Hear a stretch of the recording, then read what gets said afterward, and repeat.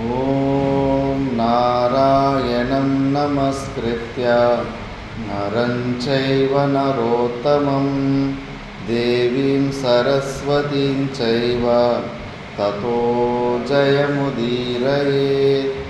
ಓಂ ಶಾಂತಿ ಶಾಂತಿ ಶಾಂತಿ.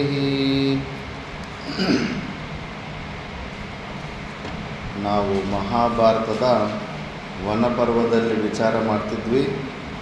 ಇದರಲ್ಲಿ ಅಗಸ್ತ್ಯರು ಅವರ ಪಿತೃದೇವತೆಗಳು ಕೆಳಗಡೆ ಬೀಳೋದನ್ನು ನೋಡಿ ಅವರ ಅಭಿಲಾಷೆಯಂತೆ ನಾನು ಮದುವೆ ಆಗ್ತೀನಿ ಅಂತ ಮಾತು ಕೊಟ್ಟು ತನಗೆ ತಕ್ಕಂಥ ಕನ್ಯೆ ಎಲ್ಲೂ ಅಷ್ಟೊಂದು ಸಾಮರ್ಥ್ಯ ಇರುವಂಥ ಕನ್ಯೆ ಎಲ್ಲೂ ಸಿಗದೇ ಇದ್ದಕ್ಕೆ ತಾನೇ ಎಲ್ಲ ಪ್ರಾಣಿಗಳಲ್ಲೂ ಒಳ್ಳೆ ಅಂಶಗಳಿಂದ ಎಲ್ಲ ಉತ್ಪನ್ನ ಮಾಡಿ ಬೀಜಭೂತದಲ್ಲಿ ಇಟ್ಕೊಂಡು ಒಬ್ಬ ರಾಜನಿಗೆ ಆಶೀರ್ವಾದ ಆಗಿ ಕೊಟ್ಟಿರ್ತಾನೆ. ಆಕೆ ದೊಡ್ಡವಳಾದಾಗ ಆಕೆನ ಮದುವೆ ಮಾಡಿಕೊಂಡು ಜೀವನ ನಡೆಸ್ತಾ ಇರ್ತಾನೆ ಲೋಪಮುದ್ರನ. ಆದರೆ ಪುತ್ರ ಪ್ರಾಪ್ತಿಗಾಗಿ ಪ್ರಯತ್ನ ಮಾಡಿದಾಗ ಲೋಪಮುದ್ರ ಎಲ್ಲ ಸಿರಿ ಸಂಪತ್ತಿಂದ ನಡಿಬೇಕು ಅನ್ನೋ ಒಂದು ಇಚ್ಛೆಯಿಂದ ಈಗ ದುಡ್ಡು ಸಲುವಾಗಿ ಧನ ಪ್ರಾಪ್ತಿ ಸಲುವಾಗಿ ಅಗಸ್ತ್ಯರು ಹೊರಗಡೆ ಪ್ರಯತ್ನ ಮಾಡ್ತಾರೆ. ಲೋಮಶರು ಅಗಸ್ತ್ಯ ಮುನಿಗಳ ಕಥೆಯನ್ನು ಮುಂದುವರಿಸುತ್ತಾ ಧರ್ಮರಾಜನಿಗೆ ಹೇಳತೊಡಗಿದರು. ಧರ್ಮಜ, ಐಶ್ವರ್ಯದ ಸಂಪಾದನೆ ಇಚ್ಛೆಯಿಂದ ಆಶ್ರಮವನ್ನು ಬಿಟ್ಟು ಹೊರಟ ಅಗಸ್ತ್ಯರು ಮಹಾಧನಿಕನಾದ ರಾಜನೆಂದು ಸುಪ್ರಸಿದ್ಧನಾಗಿದ್ದ ಶ್ರುತರ್ವಾನ ರಾಜನ ರಾಜ್ಯಕ್ಕೆ ತೆರಳಿದರು. ಕುಂಭ ಸಂಭವರಾದ ಅಗಸ್ತ್ಯರು ತನ್ನ ಪಟ್ಟಣಕ್ಕೆ ಬರುತ್ತಿರುವರೆಂದು ಚಾರರ ಮುಖೇನ ತಿಳಿದ ಶ್ರುತರ್ವಾನ ರಾಜನು ಅಮಾತ್ಯರಿಂದೊಡಗೂಡಿ ತನ್ನ ರಾಜಧಾನಿಯ ಗಡಿಗೆಯ ಬಳಿಗೆ ಹೋಗಿ ಅಲ್ಲಿಯೇ ಆಗಮಿಸಿದ ಮಹರ್ಷಿಗಳಾದ ಅಗಸ್ತ್ಯರನ್ನು ಬ್ರಹ್ಮರ್ಷಿಗಳಿಗೆ ಸಲ್ಲಬೇಕಾದ ಸಕಲ ಮರ್ಯಾದೆಗಳೊಡನೆ ಸ್ವಾಗತಿಸಿ ತನ್ನ ರಾಜಧಾನಿಗೆ ಕರೆತಂದನು. ಮಹರ್ಷಿಗಳನ್ನು ಅರಮನೆಗೆ ಗೌರವದಿಂದಲೂ ಮತ್ತು ಆದರದಿಂದಲೂ ಕರೆತಂದು ಅರ್ಘ್ಯಪಾದ್ಯಾದಿಗಳಿಂದ ಸತ್ಕರಿಸಿ ಸುಖಾಸನದಲ್ಲಿ ಕುಳ್ಳಿರಿಸಿ ಬದ್ಧಾಂಜಲಿಯಾಗಿ ನಿಂತು ರಾಜನು ಮಹರ್ಷಿಗಳ ಆಗಮನದ ಕಾರಣವನ್ನು ವಿನೀತನಾಗಿ ಕೇಳಿದನು. ಅದಕ್ಕುತ್ತರವಾಗಿ ಅಗಸ್ತ್ಯರು ಹೇಳಿದರು, ಮಹಾರಾಜ, ನಾನು ಧನಾಕಾಂಕ್ಷಿಯಾಗಿ ನಿನ್ನಲ್ಲಿಗೆ ಬಂದಿರುತ್ತೇನೆ. ನಿನಗೆ ಕೊಡಲು ಸಾಧ್ಯವಿರುವಷ್ಟು ಐಶ್ವರ್ಯವನ್ನು ನನಗೆ ಕೊಡುವವನಾಗು. ಯಥಾಶಕ್ಯ ವಿಹಿಂಸ್ಯ ನ್ಯಾಸಂ ವಿಭಾಗಂ ಪ್ರಯಚ್ಛಮೆ. ಆದರೆ ನನಗೆ ಐಶ್ವರ್ಯವನ್ನು ಕೊಡುವುದರಿಂದ ನೀನು ಹೆಚ್ಚಾಗಿ ತೆರಿಗೆಗಳಿಂದಾಗಲಿ ರಾಜ್ಯಾಭಿವೃದ್ಧಿಯ ಯೋಜನೆಗಳನ್ನು ತಡೆಹಿಡಿಯುವುದರಿಂದಾಗಲಿ ಪ್ರಜೆಗಳನ್ನು ಹಿಂಸೆ ಮಾಡಬಾರದು. ಅರ್ಥಾತ್ ನಿನ್ನ ವರಮಾನದಲ್ಲಿ ವೆಚ್ಚಕ್ಕಿಂತಲೂ ಹೆಚ್ಚಾಗಿ ಆದಾಯ ಉಳಿದಿರುವುದಾದರೆ ಮಾತ್ರ ಆ ಉಳಿದಿರುವ ಹಣವನ್ನು ನನಗೆ ಕೊಡುವವನಾಗು.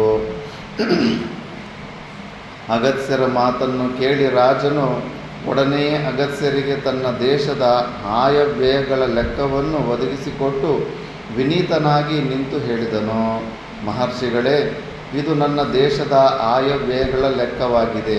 ಇದನ್ನು ತಾವು ಪರಿಶೀಲಿಸಿ ಎಷ್ಟು ಧನವನ್ನು ಬೇಕಾದರೂ ತೆಗೆದುಕೊಳ್ಳಬಹುದು.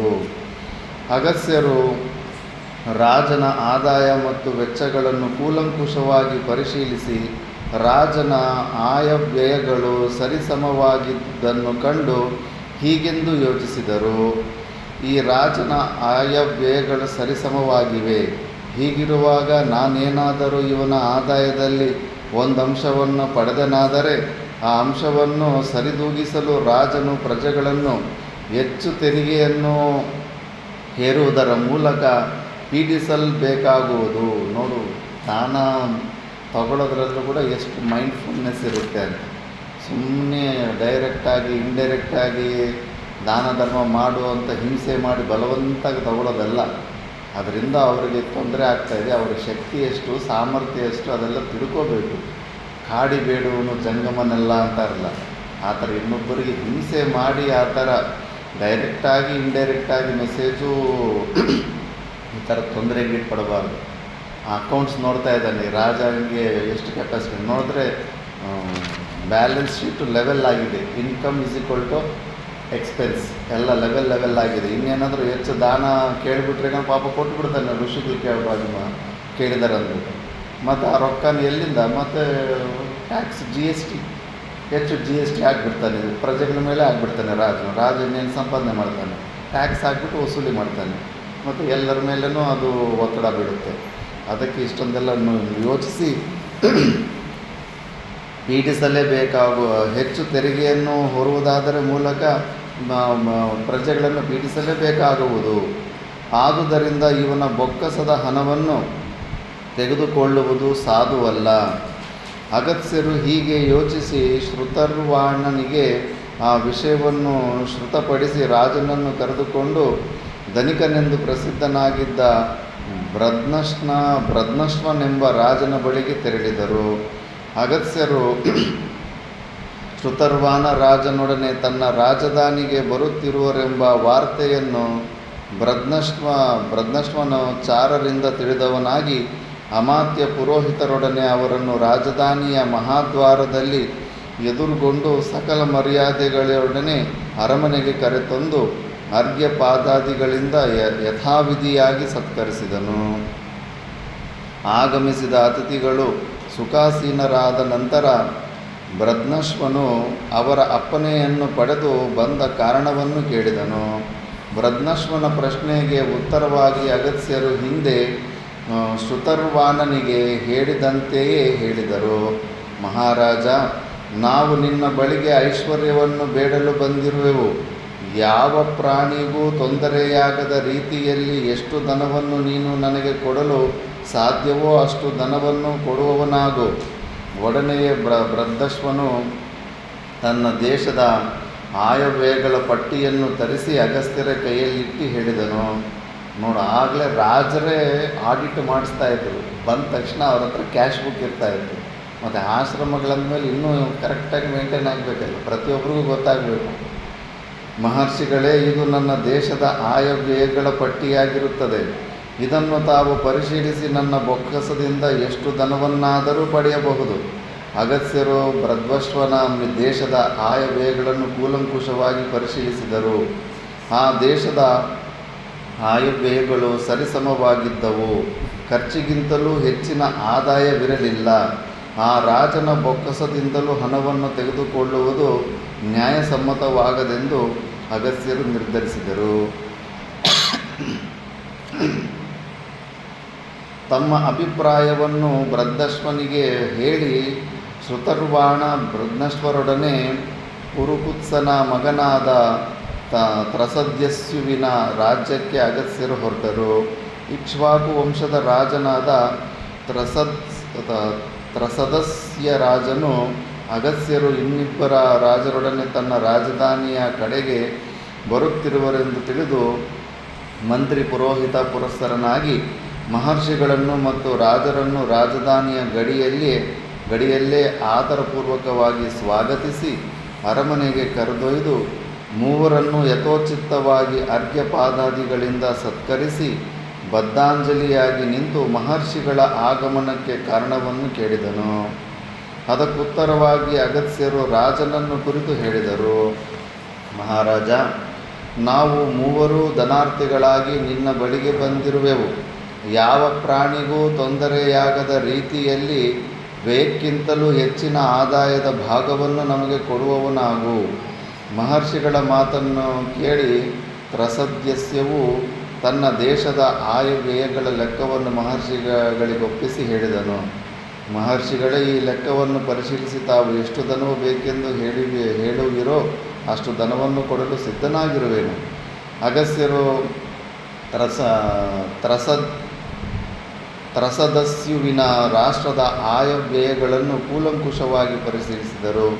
ಆದರೆ ಅವನ ಆಯವ್ಯಯಗಳು ಸರಿಸಮವಾಗಿದ್ದವು. ಹೆಚ್ಚುವರಿಯಾದ ಹಣವೇ ಇಲ್ಲದಿದ್ದ ಕಾರಣ ಅವನಿಂದಲೂ ಧನವನ್ನು ಅಪೇಕ್ಷಿಸುವುದು ಸರಿಯಲ್ಲವೆಂದು ಮಹರ್ಷಿಗಳು ನಿಶ್ಚಯಿಸಿದರು. ಪ್ರತಿಯೊಬ್ಬ ರಾಜನ ಆಯವ್ಯಯಗಳು ಹೀಗಿರುವಾಗ ತಾವು ಐಶ್ವರ್ಯವನ್ನು ಪಡೆಯುವುದೆಂತೂ ಮಹರ್ಷಿಗಳಿಗೆ ಜಿಜ್ಞಾಸೆಯುಂಟಾಯಿತು. ಮೂವರು ರಾಜರು ಮಹರ್ಷಿಗಳ ಇಂಗಿತವನ್ನರಿತು ಒಬ್ಬರ ಮುಖವನ್ನು ಮತ್ತೊಬ್ಬರು ನೋಡುತ್ತಾ ಅಗಸ್ತ್ಯರಿಗೆ ಹೇಳಿದರು, ಬ್ರಾಹ್ಮಣೋತ್ತಮರೇ, ಇಲ್ಲಿಗೆ ಸ್ವಲ್ಪ ದೂರದಲ್ಲಿ ಇಲ್ವಲನೆಂಬ ದಾನವನೊಬ್ಬನಿದ್ದಾನೆ.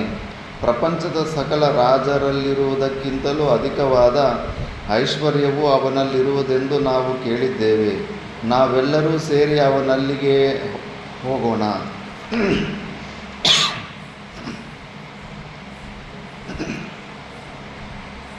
ರಾಜರ ಮಾತಿಗೆ ಅಗಸ್ತ್ಯರು ಒಪ್ಪಿದರು. ಮಹಾಧನಿಕನಾದ ಇಲ್ವಲನನ್ನೇ ಹಣ ಕೇಳುವುದು ಯುಕ್ತವೆಂದು ಅವರೂ ಭಾವಿಸಿದರು. ಅನಂತರ ಮೂವರ ರಾಜರೊಡನೆ ಅಗಸ್ತ್ಯರು ಇಲ್ವಲನ ರಾಜಧಾನಿಗೆ ಹೊರಟರು. ಯುಧಿಷ್ಠಿರ, ಮಹರ್ಷಿಗಳಾದ ಅಗಸ್ತ್ಯರು ಮೂವರು ರಾಜರೊಡನೆ ತನ್ನ ರಾಜಧಾನಿಯ ಕಡೆಗೆ ಬರುತ್ತಿರುವರೆಂಬ ವಾರ್ತೆಯನ್ನು ಕೇಳಿ ದಾನವನಾದ ಇಲ್ವಲನು ಅಮಾತ್ಯರಿಂದ ಕೂಡಿದವನಾಗಿ ತನ್ನ ರಾಜಧಾನಿಯ ಎಳ್ಳೆಯ ಬಳಿಗೆ ಹೋಗಿ ಮಹರ್ಷಿಗಳಿಗೂ ರಾಜರಿಗೂ ಆದರದ ಸ್ವಾಗತವನ್ನಿತ್ತು ರಥದಲ್ಲಿ ಕುಳ್ಳಿರಿಸಿ ತನ್ನ ಅರಮನೆಗೆ ಕರೆದುಕೊಂಡು ಬಂದು ಅತಿಥಿಗಳನ್ನು ಅರ್ಘ್ಯಪಾದ್ಯಾದಿಗಳಿಂದ ಸತ್ಕರಿಸಿ ಸುಖಾಸನದಲ್ಲಿ ಕುಳ್ಳಿರಿಸಿದನು. ಯಥಾಪೂರ್ವವಾಗಿ ವಾತಾಪಿಯು ಆಡಾಗಿ ಪರಿವರ್ತಿತನಾದನು. ಆಡಾಗಿದ್ದ ವಾತಾಪಿಯನ್ನು ಕತ್ತರಿಸಿ ಇಲ್ವಲನು ಅದರ ಮಾಂಸವನ್ನು ರಾಜರ ಮತ್ತು ಅಗಸ್ತ್ಯರ ಭೋಜನಕ್ಕೆ ಸಿದ್ಧಪಡಿಸಿದನು. ಆ ಭೋಜನದ ರಹಸ್ಯವನ್ನು ಮೊದಲೇ ತಿಳಿದಿದ್ದರೂ ಅಗಸ್ತ್ಯರನ್ನು ತಮ್ಮನ್ನು ಇಲ್ವಲನು ಬೇರೆಯವರಂತೆಯೇ ಕೊಳ್ಳಲು ಯತ್ನಿಸುವನೆಂದು ರಾಜರು ಭಾವಿಸಿರಲಿಲ್ಲ. ಆದುದರಿಂದ ಇಲ್ವಲನ ಪ್ರಯತ್ನವನ್ನು ಗಮನಿಸಿದ ರಾಜರು ಕಾಂತಿಹೀನರಾದರು. ತಮ್ಮ ಅವಸಾನವು ಸನ್ನಿಹಿತವಾಯಿತೆಂದು ಭಾವಿಸಿದರು. ಅವರ ಮುಖಭಾವಗಳಿಂದಲೇ ಅವರ ಹೃದಯಗಳಲ್ಲಿದ್ದ ಸಂಕಟವನ್ನು ತಿಳಿದು ಅಗಸ್ತ್ಯರು ಹೇಳಿದರು, ರಾಜರೇ, ನೀವು ದುಃಖ ಪಡುವ ಕಾರಣವಿಲ್ಲ. ಅಜರೂಪಧರನಾದ ವಾತಾಪಿಯ ಮಾಂಸವೆಲ್ಲವನ್ನೂ ನಾನೊಬ್ಬನೇ ತಿನ್ನುತ್ತೇನೆ. ಆದುದರಿಂದ ನೀವು ಈ ವಿಷಯದಲ್ಲಿ ಸ್ವಲ್ಪವಾದರೂ ಭೀತರಾಗಬೇಡಿರಿ. ಅನಂತರದಲ್ಲಿ ಸುಖಾಸನಾರೂಢರಾಗಿದ್ದ ಅಗಸ್ತ್ಯರಿಗೆ ಇಲ್ವಲನು ನಗುನಗುತ್ತಾ ಪಕ್ವ ಮಾಡಿದ ಮಾಂಸವನ್ನು ಆದರಪೂರ್ವಕವಾಗಿ ಬಡಿಸಿದನು. ಬಡಿಸಿದ ಮಾಂಸವೆಲ್ಲವನ್ನು ಅಗಸ್ತ್ಯರೊಬ್ಬರೇ ತಿಂದುಬಿಟ್ಟರು. ಅಗಸ್ತ್ಯರ ಭೋಜನವು ಮುಗಿದ ನಂತರ ಇಲ್ವಲನು ಯಥಾಪೂರ್ವವಾಗಿ ವಾತಾಪೇ ಅತ್ರಾಗಚ್ಚ ಎಂದು ಗಟ್ಟಿಯಾಗಿ ಕೂಗಿದನು. ಇಲ್ವಲನು ಹೀಗೆ ಹೇಳಿದೊಡನೆ ಅಗಸ್ತ್ಯರು ವಾತಾಪೇ ಜೀರ್ಣೋಭವ ಎಂದು ಹೇಳುತ್ತಾ ಹೊರಗೆ ಬಿಟ್ಟ ಅಪಾನ ವಾಯುವಿನ ಶಬ್ದವು ಗುಡುಗಿನ ಶಬ್ದವನ್ನು ಮೀರಿಸುವುದಾಗಿದ್ದಿತು. ಅವನು ಇಲ್ವಲನು ಏನು ಮಾಡ್ತಿದ್ದ, ಅವನ ತಮ್ಮ ವಾತಾಪಿಯನ್ನು ಕುರಿ ಥರ ಮಾಡಿಬಿಡ್ತಾ ಇದ್ದ. ಮೇಕೆ ಥರ ಕುರಿ ಥರ ಮಾಡಿಬಿಟ್ಟಿದ್ದನು. ಅದನ್ನೇ ಕಟ್ ಮಾಡಿಬಿಟ್ಟು ಅಡುಗೆ ಮಾಡಿಬಿಟ್ಟು ಬರೋ ಗೆಸ್ಟಿಗೆಲ್ಲ ತಿನ್ನಿಸ್ಬಿಡೋದು. ಮುಖ್ಯವಾಗಿದ್ದ ಋಷಿಗಳು, ಬ್ರಾಹ್ಮಣೋತ್ತರ ಋಷಿಗಳಿದ್ದಾಗ ಅವನ ಹೊಟ್ಟೆ ಒಳಗಡೆ ಹೋದ್ಮೇಲೆ ಅವನ ಹತ್ರ ಮಾಯಾವಿ ಶಕ್ತಿ ಇರುತ್ತೆ. ವಾತಾಪಿ ಹೊರಗಡೆ ಬಾ ಅಂದರೆ ಅವನು ಹೊಟ್ಟೆ ಸೀಳ್ಕೊಂಡು ಹೊರಗಡೆ ಬಂದುಬಿಡ್ತಾಯಿದ್ದ. ಹಾಗೆ ಎಲ್ಲರನ್ನೂ ಸಾಯಿಸ್ಬಿಡ್ತಾಯಿದ್ದ. ಇದನ್ನು ದೃಷ್ಟಾಂತರು ಗುರುಗಳೆಲ್ಲ ಹೇಳ್ತಿರ್ತಾರೆ. ವಾತಾಪಿ ಯಾರು ಅಲ್ಲ, ನಮ್ಮ ಪೂರ್ವಜನ್ಮ ವಾಸನೆಗಳು. ಎಲ್ಲ ಮೋಕ್ಷ ಹೊಂದಬೇಕಂತ ಎಲ್ಲವನ್ನು ಬಿಟ್ಟು ಒಳಗಡೆ ವಾಸನೆ ಅನ್ನೋದೊಂದಿದ್ದರೆ ಆ ವಾಸನೆಯಿಂದ ಆ ವಿಷಯನ ಅನುಭವಿಸೋದಕ್ಕೆ ಹೋಗ್ತೀವಿ. ಅನುಭವಿಸೋಕ್ಕೆ ಹೋದಾಗ ಮತ್ತೆ ಅದೇ ನಿನಗೆ ಮೃತ್ಯುವಿಗೆ ಹೇಳ್ಕೊಂಡು ಹೋಗ್ಬಿಡುತ್ತೆ. ಮತ್ತು ಪುನರ್ಜನ್ಮಕ್ಕೆ ಬುನಾದಿ ಆಗುತ್ತೆ ನಿನ್ನ ಒಳಗಡೆ ಇರೋ ವಾಸನೆಗಳೇ. ಆದರೆ ಅಗಸ್ತ್ಯರು ಆ ವಾಸನೆಯನ್ನು ವಾಸನಾಕ್ಷಯ ಮಾಡಿಬಿಡ್ತಾರೆ. ಅಷ್ಟು ಸಾಮರ್ಥ್ಯ ಇರುತ್ತೆ. ಒಬ್ಬ ಜೀವನ್ಮುಕ್ತ ಪುರುಷನಿಗೆ ನಮ್ಮ ಒಳಗಡೆ ಇರೋ ಪೂರ್ವಜನ್ಮದ ವಾಸನೆಗಳನ್ನೆಲ್ಲ ಇದು ಕ್ಲೀನ್ ಮಾಡೋದಕ್ಕಾಗುತ್ತೆ. ಅದಕ್ಕೆ ಈ ದೃಷ್ಟಾಂತವನ್ನು ಹೇಳ್ತಾ ಇರ್ತಾರೆ. ಇವಾಗ ಅಗಸ್ತ್ಯರು ಅವನು ಹೊರಗಡೆ ಕರೆದ, ವಾತಾಪಿ ಹೊರಗಡೆ ಬಾರೋ ಅಂತ. ಅಗಸ್ತ್ಯರು ಹಿಂಗೆ ಹೊಟ್ಟೆ ಮೇಲೆ ಹಿಂಗೆ 2-3 ಸತಿ ಕೈ ತಿರ್ಸ್ಕೊಂಡು ವಾತಾಪೇ ಜೀರ್ಣೋಭವ, ನೀನು ಜೀರ್ಣ ಆಗಿಬಿಡು ಅಂತ ಅವನು ಹೊಟ್ಟೆ ಒಳಗಡೆ ಸತ್ತೋಗ್ತಾನೆ. ತನ್ನ ತಮ್ಮನು ಎಷ್ಟು ಹೊತ್ತಾದರೂ ಅಗಸ್ತ್ಯರ ಹೊಟ್ಟೆಯನ್ನು ಸೀಳಿ ಹೊರಗೆ ಬಾರದಿರಲಾಗಿ ಇಲ್ವಲನು ಪುನಃ ವಾತಾಪೇ ಅತ್ರಾಗಚ್ಚ ಎಂದು ಕೂಗಿಕೊಂಡನು. ಅವನ ಕೂಗನ್ನು ಕೇಳಿ ಅಗಸ್ತ್ಯರು ಒಮ್ಮೆ ಗಟ್ಟಿಯಾಗಿ ನಕ್ಕು ಹೇಳಿದರು, ಇಲ್ವಲ, ವಾತಾಪಿಯು ಹೇಗೆ ಹೊರಗೆ ಬಂದಾನೋ ನಾನಾಗಲೇ ಅವನನ್ನು ಜೀರ್ಣಿಸಿಕೊಂಡು ಬಿಟ್ಟಿರುವನೆಲ್ಲ. ಅಯ್ಯೋ, ನನ್ನ ತಮ್ಮನು ಜೀರ್ಣವಾಗಿ ಹೋದನೇ ಎಂದು ಹೇಳುತ್ತಾ ಇಲ್ವಲನು ಭ್ರಾಂತಿ ಹೊಂದಿದನು. ಮುಂದೇನು ಮಾಡಬೇಕೆಂಬುದೇ ಅವನಿಗೆ ತಿಳಿಯಲಿಲ್ಲ. ಮುಖವು ಕಳೆಗುಂದಿತು. ಅಮಾತ್ಯರೊಡನೆ ಕೈಜೋಡಿಸಿ ಮಹರ್ಷಿಯ ಮುಂದೆ ನಿಂತು ಇಲ್ವಲನು ಕೇಳಿದನು, ಮಹರ್ಷಿಗಳೇ, ತಾವೆಲ್ಲರೂ ಯಾವ ಕಾರಣದಿಂದ ಇಲ್ಲಿಗೆ ಆಗಮಿಸಿರುವಿರಿ? ಅದಕ್ಕುತ್ತರವಾಗಿ ಅಗಸ್ತ್ಯರು ನಸುನಗುತ್ತಾ ಹೇಳಿದರು, ಇಲ್ವಲ, ನಾವು ನಿನ್ನಲ್ಲಿರುವ ಮಾಯಾವಿದ್ಯೆಯನ್ನು ತಿಳಿದಿರುವವರಾಗಿದ್ದೇವೆ ಮತ್ತು ನಿನ್ನಲ್ಲಿ ಅಪಾರವಾದ ಐಶ್ವರ್ಯವಿದೆ ಎಂದು ಕೇಳಿದ್ದೇವೆ. ಈ ರಾಜರ ಬಳಿಗೆ ನಾನು ಐಶ್ವರ್ಯ ಪ್ರಾಪ್ತಿಗಾಗಿ ಹೋಗಿದ್ದೇನು, ಆದರೆ ಈ ರಾಜರು ಅಷ್ಟು ಐಶ್ವರ್ಯವಂತರಲ್ಲ. ನೀನಾದರೂ ನಿನ್ನಲ್ಲಿರುವ ಹೆಚ್ಚುವರಿ ಐಶ್ವರ್ಯವನ್ನು ಯಾವ ಪ್ರಾಣಿಗೂ ತೊಂದರೆಯಾಗದ ರೀತಿಯಲ್ಲಿ ನನಗೆ ಕೊಡುವವನಾಗು. ಧರ್ಮಜ, ಮಹರ್ಷಿಗಳ ಆ ಮಾತಿಗೆ ಉತ್ತರವಾಗಿ ಇಲ್ವಲನು ಹೇಳಿದನು, ಮಹರ್ಷಿಗಳೇ, ನಾನು ಮನಸ್ಸಿನಲ್ಲಿ ನಿಮಗೆ ಕೊಡಬೇಕೆಂದು ನಿಶ್ಚಯಿಸಿರುವುದನ್ನು ನೀವು ಹೇಳುವಿರಾದರೆ ಅವೆಲ್ಲವನ್ನೂ ಈಗಲೇ ತಮಗೊಪ್ಪಿಸಿ ಬಿಡುವೆನು. ಅಗಸ್ತ್ಯರು ತಮ್ಮ ಯೋಗ ಬಲದಿಂದ ಅಸುರನ ಮನಸ್ಸಿನಲ್ಲಿರುವುದನ್ನು ಕ್ಷಣಕಾಲ ಚಿಂತಿಸಿ ತಿಳಿದು ಹೇಳಿದರು, ದಾನವ, ಈ 3 ರಾಜರಿಗೂ 10,000 ಗೋವುಗಳನ್ನು ಮತ್ತು 10,000 ಚಿನ್ನದ ನಾಣ್ಯಗಳನ್ನು ಕೊಡಲು ನೀನು ಇಚ್ಛಿಸಿರುವೆ ಅಲ್ಲವೇ? ಈ ರಾಜರಿಗೆ ಕೊಡುವುದಕ್ಕಿಂತಲೂ ದ್ವಿಗುಣಿತವಾದ ಹಸುಗಳನ್ನು ಮತ್ತು ಚಿನ್ನದ ನಾಣ್ಯಗಳನ್ನು ನನಗೆ ಕೊಡಲು ಇಚ್ಛಿಸಿರುವೆ. ಇದರ ಜೊತೆಗೆ ಒಂದು ಚಿನ್ನದ ರಥವನ್ನು ಮನೋವೇಗಯುಕ್ತವಾದ 2 ಕುದುರೆಗಳೊಂದಿಗೆ ಕೊಡಲಿಚ್ಛಿಸಿರುವೆ. ಆದರೆ ನೀನು ನನಗೆ ಕೊಡಬೇಕೆಂದು ಇಚ್ಛಿಸಿರುವ ಆ ರಥವು ಸುವರ್ಣಮಯವಾಗಿರುವುದೆಂಬ ಪರಿಜ್ಞಾನವೂ ನಿನಗಿರುವುದಿಲ್ಲ. ಆದುದರಿಂದ ನೀನೀಗಲೇ ನಿನ್ನ ಸೇವಕರ ಮೂಲಕ ನೀನು ನನಗೆ ಕೊಡಬೇಕೆಂದು ಇಚ್ಛಿಸಿರುವ ಆ ರಥವು ಸ್ವರ್ಣಮಯವಾದುದೇ ಅಥವಾ ಅಲ್ಲವೇ ಎಂಬುದನ್ನು ಖಚಿತ ಮಾಡಿಕೊಂಡ ನಂತರ ನಾನು ನಿನ್ನ ಮನಸ್ಸಿನಲ್ಲಿರುವುದೆಲ್ಲವನ್ನೂ ಹೇಳಿರುವೆನು, ಇಲ್ಲವೇ ಎಂಬುದನ್ನು ನಿರ್ಧರಿಸುವವನಾಗು. ಅಗಸ್ತ್ಯರ ಮಾತುಗಳನ್ನು ಕೇಳಿ ಇಲ್ವಲನು ಒಡನೆಯೇ ತಾನು ಅಗಸ್ತ್ಯರಿಗೆ ಕೊಡಲಿಚ್ಛಿಸಿದ ರಥದ ಬಳಿಗೆ ಸೇವಕರನ್ನು ಕಳುಹಿಸಿ ರಥವು ಸ್ವರ್ಣದಿಂದಲೇ ಮಾಡಲ್ಪಟ್ಟಿದೆ ಎಂಬ ನಿಜಾಂಶವನ್ನು ತಿಳಿದನು. ರಥವು ಸ್ವರ್ಣಮಯವಾದುದೆಂದು ತಿಳಿದು ಇಲ್ವಲನ ಮನಸ್ಸಿಗೆ ಬಹಳ ಖೇದವಾಯಿತು. ಆದರೂ ಕೊಡಲು ನಿಶ್ಚಯಿಸಿದುದನ್ನು ಕೊಡಲೇಬೇಕಾಗಿದ್ದಿತು, ಅನ್ಯಥಾ ಮಾಡುವ ಸಾಧ್ಯತೆ ಇರಲಿಲ್ಲ. ಹಾಗೆ ಮಾಡಿದ್ದಲ್ಲಿ ಮಹರ್ಷಿಗಳ ಕೋಪಕ್ಕೆ ಪಾತ್ರನಾಗಬೇಕಾಗಿದ್ದಿತು. ಇಲ್ವಲನು ಸ್ವರ್ಣಮಯವಾದ ರಥವನ್ನು ಕೊಡಲು ಮನಸ್ಸಿಲ್ಲದಿದ್ದರೂ ಆ ರಥಕ್ಕೆ ಮನೋವೇಗಕ್ಕೆ ಸಮಾನವಾದ ವೇಗದಿಂದ ಕೂಡಿದ್ದ ವಿರಾವ ಸುರಾವಗಳೆಂಬ 2 ಕುದುರೆಗಳನ್ನು ಕಟ್ಟಿ ತಾನು ಮೊದಲೇ ನಿಶ್ಚಯ ಮಾಡಿದಂತೆ ರಾಜರಿಗೆ ಕೊಟ್ಟುದಕ್ಕಿಂತಲೂ ದ್ವಿಗುಣಿತವಾದ ಸುವರ್ಣ ನಾಣ್ಯಗಳನ್ನು ರಥದಲ್ಲಿ ತುಂಬಿ ರೆಪ್ಪೆಗಳನ್ನು ಮಿಟುಕಿಸುವುದರೊಳಗಾಗಿ ಅಗಸ್ತ್ಯರ ಆಶ್ರಮಕ್ಕೆ ಕಳುಹಿಸಿಕೊಟ್ಟನು. ಶ್ರುತರ್ವಾನ, ಭಗ್ನಶ್ವ ಮತ್ತು ತ್ರಸದಸ್ಯಗಳು ಅಗಸ್ತ್ಯರ ಅನುಮತಿಯನ್ನು ಪಡೆದು ತಮ್ಮ ತಮ್ಮ ರಾಜಧಾನಿಗಳಿಗೆ ಹಿಂದಿರುಗಿದರು. ಈ ರೀತಿಯಲ್ಲಿ ಅಗಸ್ತ್ಯರು ತಮ್ಮ ಪತ್ನಿಯಾದ ಲೋಪಾಮುದ್ರೆಯು ಆಶಿಸಿದ್ದ ಸುಖೋಪಭೋಗ ಸಾಧನವಾದ ಸಕಲೈಶ್ವರ್ಯಗಳನ್ನು ಪಡೆದರು. ಯುಧಿಷ್ಠಿರ, ಆ ಅತುಲ ಐಶ್ವರ್ಯವನ್ನು ಕಂಡು ಲೋಪಾಮುದ್ರೆಯು ಪತಿಯೊಡನೆ ಹೇಳಿದಳು, ಭಗವನ್, ನೀವು ನನ್ನ ಇಚ್ಛೆಯನ್ನು ಪೂರ್ಣವಾಗಿ ನೆರವೇರಿಸಿರುವಿರಿ. ನನ್ನಲ್ಲಿ ನೀವಿನ್ನು ನಿಮಗೆ ಅನುರೂಪವಾದ ವೀರ್ಯವಂತನಾದ ಪುತ್ರನನ್ನು ಪಡೆಯಬಹುದಾಗಿದೆ. ಕಲ್ಯಾಣಿ, ನಿನ್ನ ಸದ್ವೃತ್ತಿಯಿಂದಾಗಿ ನಾನು ಸಂತುಷ್ಟನಾಗಿದ್ದೇನೆ. ಮಕ್ಕಳನ್ನು ಪಡೆಯುವ ವಿಷಯದಲ್ಲಿ ನನ್ನ ಮನಸ್ಸಿನಲ್ಲಿರುವ ವಿಚಾರವನ್ನು ನಿನ್ನೊಡನೆ ಹೇಳುವೆನು, ಕೇಳುವವಳಾಗು. ನೀನು 1,000 ಮಕ್ಕಳನ್ನಾಶಿಸುವೆಯಾ ಅಥವಾ 1,000 ಮಕ್ಕಳ ಬಲದಿಂದ ಕೂಡಿರುವ 100 ಮಕ್ಕಳನ್ನಾಶಿಸುವೆಯಾ? 100 ಮಕ್ಕಳು ಬೇಡವಾದರೆ 100 ಮಕ್ಕಳ ಬಲದಿಂದ ಕೂಡಿರುವ 10 ಮಕ್ಕಳನ್ನು ಪಡೆಯಲಿಚ್ಛಿಸುವೆಯಾ? ಅಥವಾ 10 ಮಕ್ಕಳನ್ನು ಹೆಚ್ಚೆಂದು ನೀನು ಭಾವಿಸುವೆಯಾದರೆ ಬಲದಲ್ಲಿ 1000 ಮಕ್ಕಳನ್ನು ಮೀರಿಸುವ ಒಬ್ಬನೇ ಪುತ್ರನನ್ನು ಪಡೆಯುವೆಯಾ? ಪ್ರಿಯೆ, ಈ ವಿಷಯದಲ್ಲಿ ನಿನ್ನ ಆಶಯವನ್ನು ವ್ಯಕ್ತಪಡಿಸು. ಪ್ರಿಯನೇ, ನನಗೆ 1000 ಪುತ್ರರಿಗೆ ಬದಲಾಗಿ 1000 ಮಕ್ಕಳ ಬಲದಿಂದ ಕೂಡಿರುವ ತಪೋಧನನಾದ ಒಬ್ಬನೇ ಮಗನು ಸಾಕು. ಏಕೋ ಹಿ ಬಹುಭಿಃ ಶ್ರೇಯಾನ್ ವಿದ್ವಾನ್ ಸಾಧುರ್ ಅಸಾಧುಭಿಃ. ಅವಿದ್ಯಾವಂತರಾದ ಅಸಾಧುಗಳಾದ ಬಹುಮಂದಿ ಪುತ್ರರನ್ನು ಪಡೆಯುವುದಕ್ಕಿಂತಲೂ ಸಾಧುವಾದ ಮತ್ತು ಯೋಗ್ಯನಾದ ಒಬ್ಬನೇ ಮಗನನ್ನು ಪಡೆಯುವುದು ಶ್ರೇಯಸ್ಕರವು. ಮಕ್ಕಳು ಹೆಚ್ಚಿದ್ರೆ ಇನ್ನೂ ತಂದೆ ತಾಯಿಗೆ ತಲೆನೋವು. ಒಬ್ಬೊಬ್ಬನು ಒಂದೊಂದು ನಾಟಕ, ಒಬ್ಬೊಬ್ಬನ ಒಂದೊಂದು ಡ್ರಾಮಾ. ಅವನೆಲ್ಲ ತಪ್ಪು ಕೆಲಸಗಳು ಮಾಡ್ತಾ ಇರ್ತಾನೆ. ಜೀವನದಲ್ಲಿ ಫೇಲ್ಯೂರ್ ಸೋಲು ಒಪ್ಪುತ್ತಾ ಇರ್ತಾನೆ.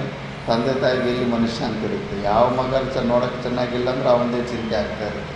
ಅದೇ ಬುದ್ಧಿವಂತನಾದ ಒಬ್ಬ ಮಗ ಇದ್ದರೆ ಅವನ್ನೆಲ್ಲ ಗೆಲುವು ಸಕ್ಸಸ್ಸು ಮಾಡ್ಕೊತ ಮುಂದೆ ಹೋಗ್ತಾ ಇರ್ತಾನೆ. ಇವರು ನಿಶ್ಚಿಂತವಾಗಿ ಆನಂದವಾಗಿರ್ತಾರೆ. ಅದಕ್ಕೆ ಅಂಥ ಮೂರ್ಖ ಮಕ್ಕಳು 1000 ಇದ್ರೇನು 2000 ಇದ್ದರೆ ಇನ್ನೂ ಹೆಚ್ಚು ಸಮಸ್ಯೆ ಕೊಡ್ತಾರೆ, ಹೆಚ್ಚು ದುಃಖ ಕೊಡ್ತಾರೆ. ಒಬ್ಬ ಬುದ್ಧಿವಂತ ಸಾಕು. ಧರ್ಮಜ, ಲೋಪಾಮುದ್ರೆಯು ಹೇಳಿದ ಮಾತಿಗೆ ಅಗಸ್ತ್ಯರು ತಥಾಸ್ತು ಎಂದು ಸಮ್ಮತಿಸಿ ಸಮಾನಶೀಲರಾದ ಶ್ರದ್ಧಾಳುವಾದ ಲೋಪಾಮುದ್ರೆಯೊಡನೆ ಯಥಾ ಸಮಯದಲ್ಲಿ ಸಮಾಗಮನ ಮಾಡಿದರು. ಗರ್ಭಾಧಾನ ಮಾಡಿದ ಬಳಿಕ ಅಗಸ್ತ್ಯರು ತಪಶ್ಚರಣೆ ಮಾಡಲು ಅರಣ್ಯಕ್ಕೆ ತೆರಳಿದರು. ಅಗಸ್ತ್ಯರು ಅರಣ್ಯಕ್ಕೆ ತೆರಳಿದ ನಂತರ ಲೋಪಾಮುದ್ರೆಯ ಗರ್ಭದಲ್ಲಿದ್ದ ಭ್ರೂಣವು 7 ವರ್ಷಗಳ ಪರ್ಯಂತವಾಗಿ ಬೆಳೆಯಿತು. 7 ವರ್ಷಗಳು ಕಳೆದ ನಂತರ ಸ್ವಯಂ ಪ್ರಭೆಯಿಂದಲೇ ಪ್ರಕಾಶಿಸುತ್ತಾ ತೇಜಪುಂಜಪೂರ್ಣವಾದ ದೃಢಸ್ಯು ಎಂಬ ಹೆಸರಿನ ಮಗುವು ಹುಟ್ಟಿತು. ಹುಟ್ಟುತ್ತಿರುವಾಗಲೇ ಸಾಂಗೋಪಾಂಗವಾದ ವೇದಾಧ್ಯಯನದಲ್ಲಿ ನಿರತವಾಗಿರುವಂತೆ ಆ ಶಿಶುವು ಪ್ರಕಾಶಿಸಿತು. ಮಹಾಬಲಶಾಲಿಯಾಗಿದ್ದ ಆ ಶಿಶುವು ಬಾಲ್ಯದಲ್ಲಿಯೇ ಭಾರವಾದ ಸಮ್ಮಿತ್ತಿನ ಹೊರೆಯನ್ನು ಆಶ್ರಮಕ್ಕೆ ತರುತ್ತಿದ್ದಿತು. ಆದುದರಿಂದ ಆ ಋಷಿಪುತ್ರನು ಇದ್ಮವಾಹ ಎಂಬ ಅನ್ವರ್ಥ ನಾಮದಿಂದಲೂ ಕರೆಯಲ್ಪಟ್ಟನು. ಆಗಲೂ ಪೆಟ್ ನಾಮ್ಸ್ ಇರ್ತಾಯಿತ್ತು. ಇದ್ಮವಾಹ ಅಂದರೆ ಆ ಸಮಿತಿಗಳನ್ನು ತರೋನು ಅಂತ ಹೆಸರು, ಒಂದು ನಿಕ್ ನೇಮ್ ಇಟ್ಟಿದ್ರಂತೆ. ಇದ್ಮಾನಾಂ ಆಚಹ್ರೆ ಇದ್ಮವಾಹಸ್ತೋ ಭವತ್. ತೇಜಪುಂಜಪೂರ್ಣನಾದ ಮಹಾಬಲಶಾಲಿಯಾದ ಪುತ್ರನನ್ನು ಕಂಡು ಮಹರ್ಷಿಗಳಾದ ಅಗಸ್ತ್ಯರಿಗೆ ಅಮಿತಾನಂದವಾಯಿತು. ಯುಧಿಷ್ಠಿರ, ಮಹರ್ಷಿಗಳಾದ ಅಗಸ್ತ್ಯರು ನಾನು ಹೇಳಿದ ರೀತಿಯಲ್ಲಿ ವಂಶಪ್ರದೀಪನಾದ ಮಗನನ್ನು ಪಡೆದು ತನ್ನ ಪೂರ್ವಜರಿಗೆ ಸದ್ಗತಿಯು ಸಿಕ್ಕುವಂತೆ ಮಾಡಿದರು. ಅಗಸ್ತ್ಯರು ವಾಸವಾಗಿದ್ದ ಈ ಪುಣ್ಯಕ್ಷೇತ್ರಕ್ಕೆ ಅಂದಿನಿಂದಲೂ ಅಗಸ್ತ್ಯಾಶ್ರಮವೆಂದೇ ಹೆಸರಾಗಿದೆ. ಪ್ರಹ್ಲಾದನ ವಂಶೀಯನಾದ ವಾತಾಪಿಯನ್ನು ಕೊಂದ ಅಗಸ್ತ್ಯರ ಈ ಆಶ್ರಮವು ಅನೇಕಾನೇಕ ರಮಣೀಯವಾದ ದೃಶ್ಯಗಳಿಂದ ಕೂಡಿರುವುದು. ದೇವಗಂಧರ್ವ ಸೇವಿತವಾದ ಈ ಭಾಗೀರಥಿ ನದಿಯು ಗಾಳಿಯಿಂದ ಹಾರಾಡುತ್ತಿರುವ ಧ್ವಜ ಪತಾಕೆಯೋಪಾದಿಯಲ್ಲಿ ಆಕಾಶದಲ್ಲಿ ಬೆಟ್ಟಗಳ ಮೇಲ್ಭಾಗದಲ್ಲಿ ಚಲಿಸುತ್ತಿರುವ ಬಿಳುಪಾದ ತನ್ನ ಪ್ರವಾಹದಿಂದ ಪ್ರಕಾಶಿಸುತ್ತಿದೆ. ಬೆಟ್ಟದ ಕೆಳಭಾಗದ ಬಂಡೆಗಳ ಮಧ್ಯದಲ್ಲಿ ಪ್ರವಹಿಸುವಾಗ ಮರ್ತ್ಯಲೋಕ ಪಾತಾಳ ಲೋಕಗಳಲ್ಲಿಯೂ ಪ್ರವಹಿಸುವ ಈ ಗಂಗಾ ನದಿಯು ನಾಗಕನ್ಯೆಯಂತೆ ಪ್ರಕಾಶಿಸುತ್ತಿದೆ. ಮೊದಲು ಮಹಾದೇವನ ಜಟೆಯಿಂದ ಹೊರಬಂದಿರುವ ಸಮುದ್ರ ಪತ್ನಿಯಾದ ಈ ಗಂಗಾ ನದಿಯು ಹಿಮವತ್ ಪರ್ವತಕ್ಕೆ ದಕ್ಷಿಣ ಭಾಗದಲ್ಲಿರುವ ದೇಶಗಳೆಲ್ಲವನ್ನೂ ತಾಯಿಯು ಮಕ್ಕಳನ್ನು ಕಾಪಾಡುವಂತೆ ಕಾಪಾಡುತ್ತಾ ಕಟ್ಟ ಕಡೆಗೆ ಕನ್ಯೆಯು ಪತಿಯನ್ನು ಸೇರುವಂತೆ ಸರಿತ್ಪತಿಯಾದ ಸಮುದ್ರವನ್ನು ಸೇರುತ್ತದೆ. ಪಾಂಡುಪುತ್ರರೇ, ನೀವೆಲ್ಲರೂ ಈ ಪುಣ್ಯ ನದಿಯಲ್ಲಿ ಸ್ನಾನ ಮಾಡಿರಿ. ಲೋಮಶರು ಹೇಳಿದಂತೆ ಎಲ್ಲರೂ ಆ ತೀರ್ಥದಲ್ಲಿ ಸ್ನಾನ ಮಾಡಿ ನಿತ್ಯ ಕರ್ಮಗಳನ್ನು ಮುಗಿಸಿಕೊಂಡು ಹೊರಟರು. ಪುನಃ ಲೋಮಶರು ಮುಂದಿನ ಆಶ್ರಮದ ವಿಷಯವನ್ನು ಹೇಳಲು ಉಪಕ್ರಮಿಸಿದರು. ಅಲ್ಲಿ ನೋಡು ಯುಧಿಷ್ಠಿರ, ಅಲ್ಲಿ ಕಾಣುತ್ತಿರುವುದೇ ಭೃಗುತೀರ್ಥ. ಆ ತೀರ್ಥವು 3 ಲೋಕಗಳಲ್ಲಿಯೂ ಪ್ರಸಿದ್ಧ ಹೊಂದಿರುವುದು. ಆ ಭೃಗುತೀರ್ಥದಲ್ಲಿ ಪರಶುರಾಮನು ಸ್ನಾನ ಮಾಡಿ ತಾನು ದಶರಥ ರಾಮನೊಡನೆ ಯುದ್ಧ ಮಾಡಿದಾಗ ಕಳೆದುಕೊಂಡಿದ್ದ ತೇಜಸ್ಸೆಲ್ಲವನ್ನು ಪುನಃ ಪಡೆದೆನು. ಪರಶುರಾಮ ಮತ್ತೆ ಕ್ಷತ್ರಿಯ ಒಬ್ಬನು ಪವರ್ಫುಲ್ಲಾಗಿ ಬಂದುಬಿಟ್ಟವನೇ. ಶಿವಧನುಸ್ಸನ್ನೇ ಮುರಿದಿದ್ದಾನೆಂದರೆ ಅವನು ಭಯಂಕರ ಪವರ್ಫುಲ್ ಆಗಿದ್ದಾನೆ. ಇಂಥ ಪವರ್ಫುಲ್ ಕ್ಷತ್ರಿಯ ಇದ್ದರೆ ಅವನನ್ನು ಸಾಯಿಸಬೇಕಂತ ಬರ್ತಾನೆ. ಬಂದರೆ ಅವರು ಅವತಾರ ಪುರುಷ ರಾಮಚಂದ್ರ ಪ್ರಭುಗಳು ಅಂತ ಅಲ್ಲೇ ಅರ್ಥ ಆಗುತ್ತೆ. ಅಲ್ಲಿ ಪರಶುರಾಮನ ತೇಜ ಎಲ್ಲ ರಾಮನಲ್ಲಿಗೆ ಬಂದುಬಿಟ್ಟಿರುತ್ತೆ. ಮತ್ತು ಆ ತೇಜಸ್ಸನ್ನು ವಾಪಸ್ಸು ಪಡೆಯೋದಕ್ಕೆ ಆ ತೀರ್ಥಕ್ಷೇತ್ರದಲ್ಲಿ ಸ್ನಾನ ಮಾಡಿದಂತೆ. ನೀನು ನಿನ್ನ ಅನುಜರೊಡನೆಯೂ ದ್ರೌಪದಿಯೊಡನೆಯೂ ಕೂಡಿದವನಾಗಿ ಆ ಭೃಗು ತೀರ್ಥದಲ್ಲಿ ಸ್ನಾನ ಮಾಡುವುದರಿಂದ ದುರ್ಯೋಧನನಿಂದ ಅಪಹೃತವಾಗಿರುವ ನಿನ್ನ ತೇಜಸ್ಸನ್ನು ಪುನಃ ಪಡೆಯುವೆ. ದಶರಥ ರಾಮನೊಡನೆ ಯುದ್ಧ ಮಾಡಿದಾಗ ಪರಶುರಾಮನು ಕಳೆದುಕೊಂಡಿದ್ದ ಶಕ್ತಿಯನ್ನು ಆ ತೀರ್ಥದಲ್ಲಿ ಸ್ನಾನ ಮಾಡಿ ಪುನಃ ಅವನು ಪಡೆದದ್ದೇ ಇದಕ್ಕೆ ಸಾಕ್ಷಿಯಾಗಿದೆ. ಲೋಮಶರ ಮಾತಿನಂತೆ ಕೃಷ್ಣೆಯೊಡನೆಯೂ ಅನುಜರೊಡನೆಯೂ ಯುಧಿಷ್ಠಿರನು ಆ ಭೃಗುತೀರ್ಥವನ್ನು ಸೇರಿ ಅದರಲ್ಲಿ ಸ್ನಾನ ಮಾಡಿ ದೇವತೆಗಳನ್ನು ಪಿತೃಗಳನ್ನು ಅರ್ಚನ ತರ್ಪಣಾದಿಗಳಿಂದ ಪೂಜಿಸಿದನು. ಲೋಮಶರು ಹೇಳಿದಂತೆ ಯುಧಿಷ್ಠಿರನು ಆ ತೀರ್ಥದಲ್ಲಿ ಸ್ನಾನ ಮಾಡಿದೊಡನೆಯೇ ಅಮಿತವಾದ ತೇಜಸ್ಸಿನಿಂದ ಪ್ರಕಾಶಿಸಿದನು. ಯಾವ ಶತ್ರುವೇ ಬಂದರೂ ತನ್ನನ್ನು ಜಯಿಸಲಾರನೆಂಬ ಭಾವನೆ ಯುಧಿಷ್ಠಿರನ ಮನಸ್ಸಿನಲ್ಲಿ ಮೂಡಿತು. ಭೃಗುತೀರ್ಥದಲ್ಲಿ ಸ್ನಾನ, ಸಂಧ್ಯಾವಂದನೆ, ದೇವಪಿತೃಗಳ ಪೂಜೆಗಳನ್ನು ಮುಗಿಸಿ ಯುಧಿಷ್ಠಿರನು ಲೋಮಶರನ್ನು ಪ್ರಶ್ನಿಸಿದನು. ಮಹಾನುಭಾವರೇ, ಯಾವ ಕಾರಣದಿಂದಾಗಿ ಪರಶುರಾಮನ ಪರಾಕ್ರಮವು ದಶರಥ ರಾಮನಿಂದ ಅಪಹರಿಸಲ್ಪಟ್ಟಿತು ಮತ್ತು ಅದನ್ನು ಪರಶುರಾಮನು ಪುನಃ ಪಡೆದದ್ದು ಹೇಗೆ? ಈ ವಿಷಯವನ್ನು ವಿವರವಾಗಿ ತಿಳಿಸಿರಿ. ಯುಧಿಷ್ಠಿರ, ದಶರಥ ರಾಮನ ಚರಿತ್ರೆಯನ್ನು ಮತ್ತು ಭೃಗುವಂಶೀಯನಾದ ಮಹಾಬುದ್ಧಿಶಾಲಿಯಾದ ಭಾರ್ಗವರಾಮನ ಸುಚರಿತ್ರೆಯನ್ನು ಕೇಳುವವನಾಗು. ರಾವಣನ ಸಂಹಾರಕ್ಕಾಗಿ ಮಹಾವಿಷ್ಣುವು ದಶರಥನ ಮಗನಾಗಿ ಪೃಥ್ವಿಯಲ್ಲಿ ಅವತರಿಸಿದನು. ರಾಮನು ಹುಟ್ಟಿದ ನಂತರ ನಾವು ಅಯೋಧ್ಯೆಗೆ ಹೋಗಿ ಮಹಾನುಭಾವನಾದ ಶ್ರೀರಾಮನನ್ನೊಮ್ಮೆ ಸಂದರ್ಶಿಸಿದ್ದೆವು. ದಶರಥ ರಾಮನು ಮಹಾಪರಾಕ್ರಮಿ ಎಂದು ಗುಣವಂತನೆಂದು ಲೋಕಪ್ರಸಿದ್ಧನಾದನು. ರುಚಿಕ ವಂಶಜನಾದ ರೇಣುಕೆಯಲ್ಲಿ ಜನ್ಮ ತಾಳಿದ ಪರಶುರಾಮನು ಶ್ರೀರಾಮನ ಪ್ರಶಂಸೆಯನ್ನು ಎಲ್ಲೆಡೆಯಲ್ಲಿಯೂ ಕೇಳಿ ಅವನ ಪರಾಕ್ರಮವೆಷ್ಟಿದೆ ಎಂಬುದನ್ನು ಪರೀಕ್ಷಿಸುವ ಉತ್ಸುಕತೆಯಿಂದ ಕ್ಷತ್ರಿಯ ವಂಶ ಭಂಜಕವಾದ ಧನುಸ್ಸನ್ನು ಕೈಯಲ್ಲಿ ಹಿಡಿದು ಅಯೋಧ್ಯಾಭಿಮುಖವಾಗಿ ಹೊರಟನು. ಭಾರ್ಗವರಾಮನು ತನ್ನ ರಾಜ್ಯದ ಎಲ್ಲೆಯನ್ನು ದಾಟಿ ಒಳಗೆ ಬಂದನೆಂಬ ವಾರ್ತೆಯು ತಿಳಿದೊಡನೆಯೇ ದಶರಥನು ಶ್ರೀರಾಮನನ್ನು ಕರೆದು ಮಹಾದ್ವಾರದ ಬಳಿಗೆ ಹೋಗಿ ಭಾರ್ಗವರಾಮನನ್ನು ಅರಮನೆಗೆ ಕರೆದುಕೊಂಡು ಬರುವಂತೆ ಹೇಳಿ ಕಳುಹಿಸಿದನು. ತಂದೆಯ ಮಾತಿನಂತೆ ಧನುಷ್ಪಾಣಿಯಾದ ಶ್ರೀರಾಮನು ಅಯೋಧ್ಯೆಯ ಮಹಾದ್ವಾರಕ್ಕೆ ಹೋಗಿ ಪರಶುರಾಮನ ಆಗಮನವನ್ನು ಪ್ರತೀಕ್ಷಿಸುತ್ತಿದ್ದನು. ಸ್ವಲ್ಪ ಹೊತ್ತಿನಲ್ಲಿ ಆಗಮಿಸಿದ ಪರಶುರಾಮನು ಧನುಷ್ಪಾಣಿಯಾದ ಶ್ರೀರಾಮನನ್ನು ಕಂಡು ನಸುನಗುತ್ತಾ ಹೇಳಿದನು. ದಶರಥ ಪುತ್ರನೇ, ನನ್ನ ಕೈಯಲ್ಲಿರುವ ಕ್ಷತ್ರಿಯ ವಿನಾಶಕವಾದ ಈ ಧನುಸ್ಸಿಗೆ ನಿನ್ನ ಬಲವೆಲ್ಲವನ್ನೂ ಪ್ರಯೋಗಿಸಿ ಹೆದೆಯನ್ನೇರಿಸು. ರಾಮನು ಅದಕ್ಕುತ್ತರವಾಗಿ ವಿನೀತವಾಗಿ ಹೇಳಿದನು. ದ್ವಿಜಶ್ರೇಷ್ಠನೇ, ನನ್ನನ್ನು ಈ ವಿಧವಾಗಿ ನಿಂದನೆ ಮಾಡುವುದು ನಿನಗೆ ಉಚಿತವೆನಿಸುವುದಿಲ್ಲ. ಕ್ಷತ್ರಿಯನಾಗಿ ಹುಟ್ಟಿರುವ ನಾನು ಸ್ವಧರ್ಮವನ್ನು ಬಿಟ್ಟು ಕ್ಷತ್ರಿಯಾದಮನಾಗಿರುವುದಿಲ್ಲ. ಆದರೆ ಮಹಾನುಭಾವನಾದ ಇಕ್ಷ್ವಾಕುವಿನ ವಂಶದಲ್ಲಿ ಹುಟ್ಟಿದ ಯಾವ ಕ್ಷತ್ರಿಯನೂ ಬ್ರಾಹ್ಮಣರ ವಿಷಯದಲ್ಲಿ ತನ್ನ ಭುಜಬಲ ಪರಾಕ್ರಮಗಳ ವಿಷಯವಾಗಿ ಜಂಬಾ ಕೊಚ್ಚಿಕೊಳ್ಳುವ ಸ್ವಭಾವದವನಾಗಿರುವುದಿಲ್ಲ. ಆದುದರಿಂದ ತಂದೆಯ ಮಾತಿನಂತೆ ನಿನ್ನನ್ನು ಗೌರವಿಸಿ ಸ್ವಾಗತಿಸಲು ಬಂದಿರುವ ನನ್ನನ್ನು ಕುತ್ಸಿತವಾದ ಮಾತುಗಳಿಂದ ನಿಂದಿಸಬೇಡ. ರಾಮನ ಆ ಮಾತಿಗೆ ಉತ್ತರವಾಗಿ ಭಾರ್ಗವರಾಮನು ಹೇಳಿದನು. ಈ ನಿನ್ನ ಮಾತುಗಳನ್ನು ಸಾಕು ಮಾಡು.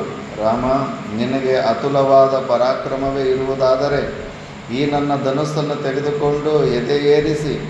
ವ್ಯರ್ಥವಾದ ಮಾತಿನಿಂದೇನು ಪ್ರಯೋಜನ? ಪರಶುರಾಮನು ಆ ಮಾತಿನಿಂದಾಗಿ ಶ್ರೀರಾಮನಿಗೆ ಕೋಪವೇ ಬಂದಿತು. ಒಡನೆಯೇ ತನ್ನ ಕೈಗಳನ್ನು ಮುಂದಕ್ಕೆ ಚಾಚಿ ಭಾರ್ಗವರಾಮನ ಕೈಯಲ್ಲಿದ್ದ ಕ್ಷತ್ರಿಯ ವಂಶ ವಿಧ್ವಂಸಕವಾದ ಘೋರ ಧನುಸ್ಸನ್ನು ಸೆಳೆದುಕೊಂಡನು. ಸ್ವಲ್ಪವಾದರೂ ಶ್ರಮವಿಲ್ಲದೆ ನಿಮಿಷ ಮಾತ್ರದಲ್ಲಿ ಆ ಮಹಾಧನುಸ್ಸಿಗೆ ಹೆದೆಯನ್ನೇರಿಸಿ ಸಿಂಜಿನಿಯನ್ನು ಬಿಗಿದು ಭಾರ್ಗವರಾಮನ ಸಮ್ಮುಖದಲ್ಲಿ ನಿಂತು ನಸುನಗುತ್ತಾ ಠೀಂಕಾರ ಮಾಡಿದನು. ಆ ಠೀಂಕಾರವು ಗುಡುಗಿನ ಧ್ವನಿಯಲ್ಲಿ ಅನುಕರಿಸಿತ್ತು. ಸಕಲ ಪ್ರಾಣಿಗಳು ಆ ಘೋರ ಶಬ್ದದಿಂದ ಭಯಗೊಂಡವು. ಧನುಷ್ಟೇಂಕಾರ ಮಾಡುತ್ತಾ ಶ್ರೀರಾಮನು, ಭಾರ್ಗವರಾಮ, ನಿನ್ನ ಆಶಯದಂತೆ ಈ ಮಹಾಧನುಸ್ಸನ್ನು ಬಗ್ಗಿಸಿ ಎದೆಯನ್ನೇರಿಸಿದ್ದಾಯಿತು. ಮುಂದೇನು ಮಾಡಲಿ? ನಿನ್ನ ಆಶಯವೇನಿರುವುದು? ಬೇಗ ಹೇಳು. ರಾಮನ ಮಾತನ್ನು ಕೇಳಿ ಜಾಮದಗ್ನಿಯು ತನ್ನ ಬತ್ತಲಿಕೆಯಿಂದ ಒಂದು ದಿವ್ಯವಾದ ಅಸ್ತ್ರವನ್ನು ತೆಗೆದು ರಾಮನಿಗೆ ಕೊಡುತ್ತಾ ಹಿಡಿದನು. ಈ ದಿವ್ಯಾಸ್ತ್ರವನ್ನು ಧನುಸ್ಸಿನಲ್ಲಿ ಯೋಜಿಸಿ ಸಿಂಜಿನಿಯನ್ನು ದೀರ್ಘವಾಗಿ ಸೆಳೆಯುವವನಾಗು. ಭಾರ್ಗವರಾಮನ ಮಾತುಗಳನ್ನು ಕೇಳಿ ದಶರಥ ರಾಮನು ಅತ್ಯಂತ ಕೋಪಾಭಿಷ್ಟನಾಗಿ ಹೇಳಿದನು. ನೀನು ಹೇಳಿದುದನ್ನು ನಾನು ಕೇಳಿದೆನು ಭಾರ್ಗವ. ನಿನ್ನೆ ಅಪಹಾಸ್ಯದ ಮಾತನ್ನು ನಾನು ಕ್ಷಮಿಸಿಬಿಟ್ಟಿದ್ದೇನೆ. ನೀನು ಬಹಳ ದುರಹಂಕಾರದಿಂದ ಮೆರೆಯುತ್ತಿರುವೆ. ನಿನ್ನ ಪಿತಾಮಹನಾದ ರುಚಿಕನ ಅನುಗ್ರಹದಿಂದಾಗಿ ನೀನು ಕ್ಷತ್ರಿಯರಿಗಿಂತಲೂ ಅಧಿಕವಾದ ತೇಜಸ್ಸನ್ನು ಪಡೆದಿರುವೆ ಮತ್ತು ಇದೇ ಕಾರಣದಿಂದ ನನ್ನನ್ನು ಅಪಹಾಸ್ಯ ಮಾಡುತ್ತಿರುವೆ. ಆದರೆ ನಾನ್ಯಾರೆಂಬುದು ನಿನಗೆ ತಿಳಿಯದಾಗಿದೆ. ನಾನ್ಯಾರು, ನನ್ನ ನಿಜ ಸ್ವರೂಪವೇನು ಎಂಬುದನ್ನು ನಿನಗೆ ತೋರಿಸುವೆನು. ನಿನ್ನ ಚರ್ಮಚಕ್ಷುವಿನಿಂದ ನೀನು ನನ್ನ ರೂಪವನ್ನು ನೋಡಲಾರೆ. ಆದುದರಿಂದ ನಿನಗೆ ದಿವ್ಯ ದೃಷ್ಟಿಯನ್ನು ಅನುಗ್ರಹಿಸುವೆನು. ಹೀಗೆಂದು ಹೇಳಿ ದಶರಥ ರಾಮನು ಭಾರ್ಗವ ರಾಮನಿಗೆ ದಿವ್ಯ ದೃಷ್ಟಿಯನ್ನಿತ್ತು ತನ್ನ ನಿಜರೂಪವಾದ ವಿಶ್ವರೂಪವನ್ನು ತೋರಿಸಿದನು. ಭಾರ್ಗವರಾಮನು ದಾಶರಥಿಯ ಶರೀರದಲ್ಲಿ 12 ಆದಿತ್ಯರನ್ನು, 8 ವಸುಗಳನ್ನು, 11 ರುದ್ರರನ್ನು, ಸಾಧ್ಯರನ್ನು, 7 ಮರುತ್ತುಗಳನ್ನು, ಪಿತೃದೇವತೆಗಳನ್ನು, ಹುತಾಶನನನ್ನು, ನಕ್ಷತ್ರಗಳನ್ನು, ಗ್ರಹಗಳನ್ನು, ಯಕ್ಷಗಂಧರ್ವ ರಾಕ್ಷಸರನ್ನು, ನದೀ ನದ ಸರೋವರಗಳನ್ನು, ಬ್ರಹ್ಮರ್ಷಿಗಳನ್ನು, ಸನಾತನರಾದ ಬ್ರಹ್ಮಭೂತರಾದ ವಾಲ್ಕಿಲ್ಯರನ್ನು, ದೇವರ್ಷಿಗಳನ್ನು, ಸಮುದ್ರಗಳನ್ನು, ಗಿರಿ ದುರ್ಗ ಪರ್ವತಗಳನ್ನು, ಉಪನಿಷತ್ತುಗಳಿಂದ ಕೂಡಿರುವ ವೇದಗಳನ್ನು, ಯಜ್ಞಗಳಿಂದ ಕೂಡಿರುವ ವಷಟ್ಕಾರಗಳನ್ನು, ಚೇತನಾಯುಕ್ತವಾದ ಸಾಮಗಳನ್ನು, ಧನುರ್ವೇದವನ್ನು, ಮೋಡಗಳ ಸಮೂಹವನ್ನು, ಮಳೆಯನ್ನು, ಮಿಂಚುಗಳನ್ನು ನೋಡಿದನು. ಹೆಚ್ಚೇನು ಹೇಳಲಿ ಯುಧಿಷ್ಠಿರ? ಪ್ರಪಂಚದ ಸಕಲ ವಸ್ತುಗಳನ್ನು ಭಾರ್ಗವರಾಮನು ದಶರಥರಾಮನ ಶರೀರದಲ್ಲಿ ಕಂಡನು. ಆ ಸಮಯದಲ್ಲಿ ಶ್ರೀರಾಮನು ಭಾರ್ಗವರಾಮನು ಕೊಟ್ಟ ಬಾಣವನ್ನು ಎದೆಯನ್ನೇರಿಸಿದ ಧನುಸ್ಸಿಗೆ ಯೋಜಿಸಿ ಪ್ರಯೋಗಿಸಿದನು. ರಾಮನ ಆ ಬಾಣ ಪ್ರಯೋಗದಿಂದ ಪ್ರಪಂಚವೆಲ್ಲ ಸಿಡಿಲಿನ ಶಬ್ದದಿಂದ ತುಂಬಿ ಹೋಯಿತು. ಎಲ್ಲೆಡೆಯಲ್ಲಿಯೂ ಉಲ್ಕಾಪಾತಗಳಾದವು. ಧೂಳಿನ ಮಳೆಗೆರೆಯಿತು. ಕೆಲವೆಡೆಯಲ್ಲಿ ಧಾರಾಕಾರವಾದ ವೃಷ್ಟಿಯಾಯಿತು. ಬಿರುಗಾಳಿಯೂ ಪ್ರಾರಂಭವಾಯಿತು. ಎಲ್ಲೆಲ್ಲಿಯೂ ಭೂಕಂಪಗಳಾಗತೊಡಗಿದವು.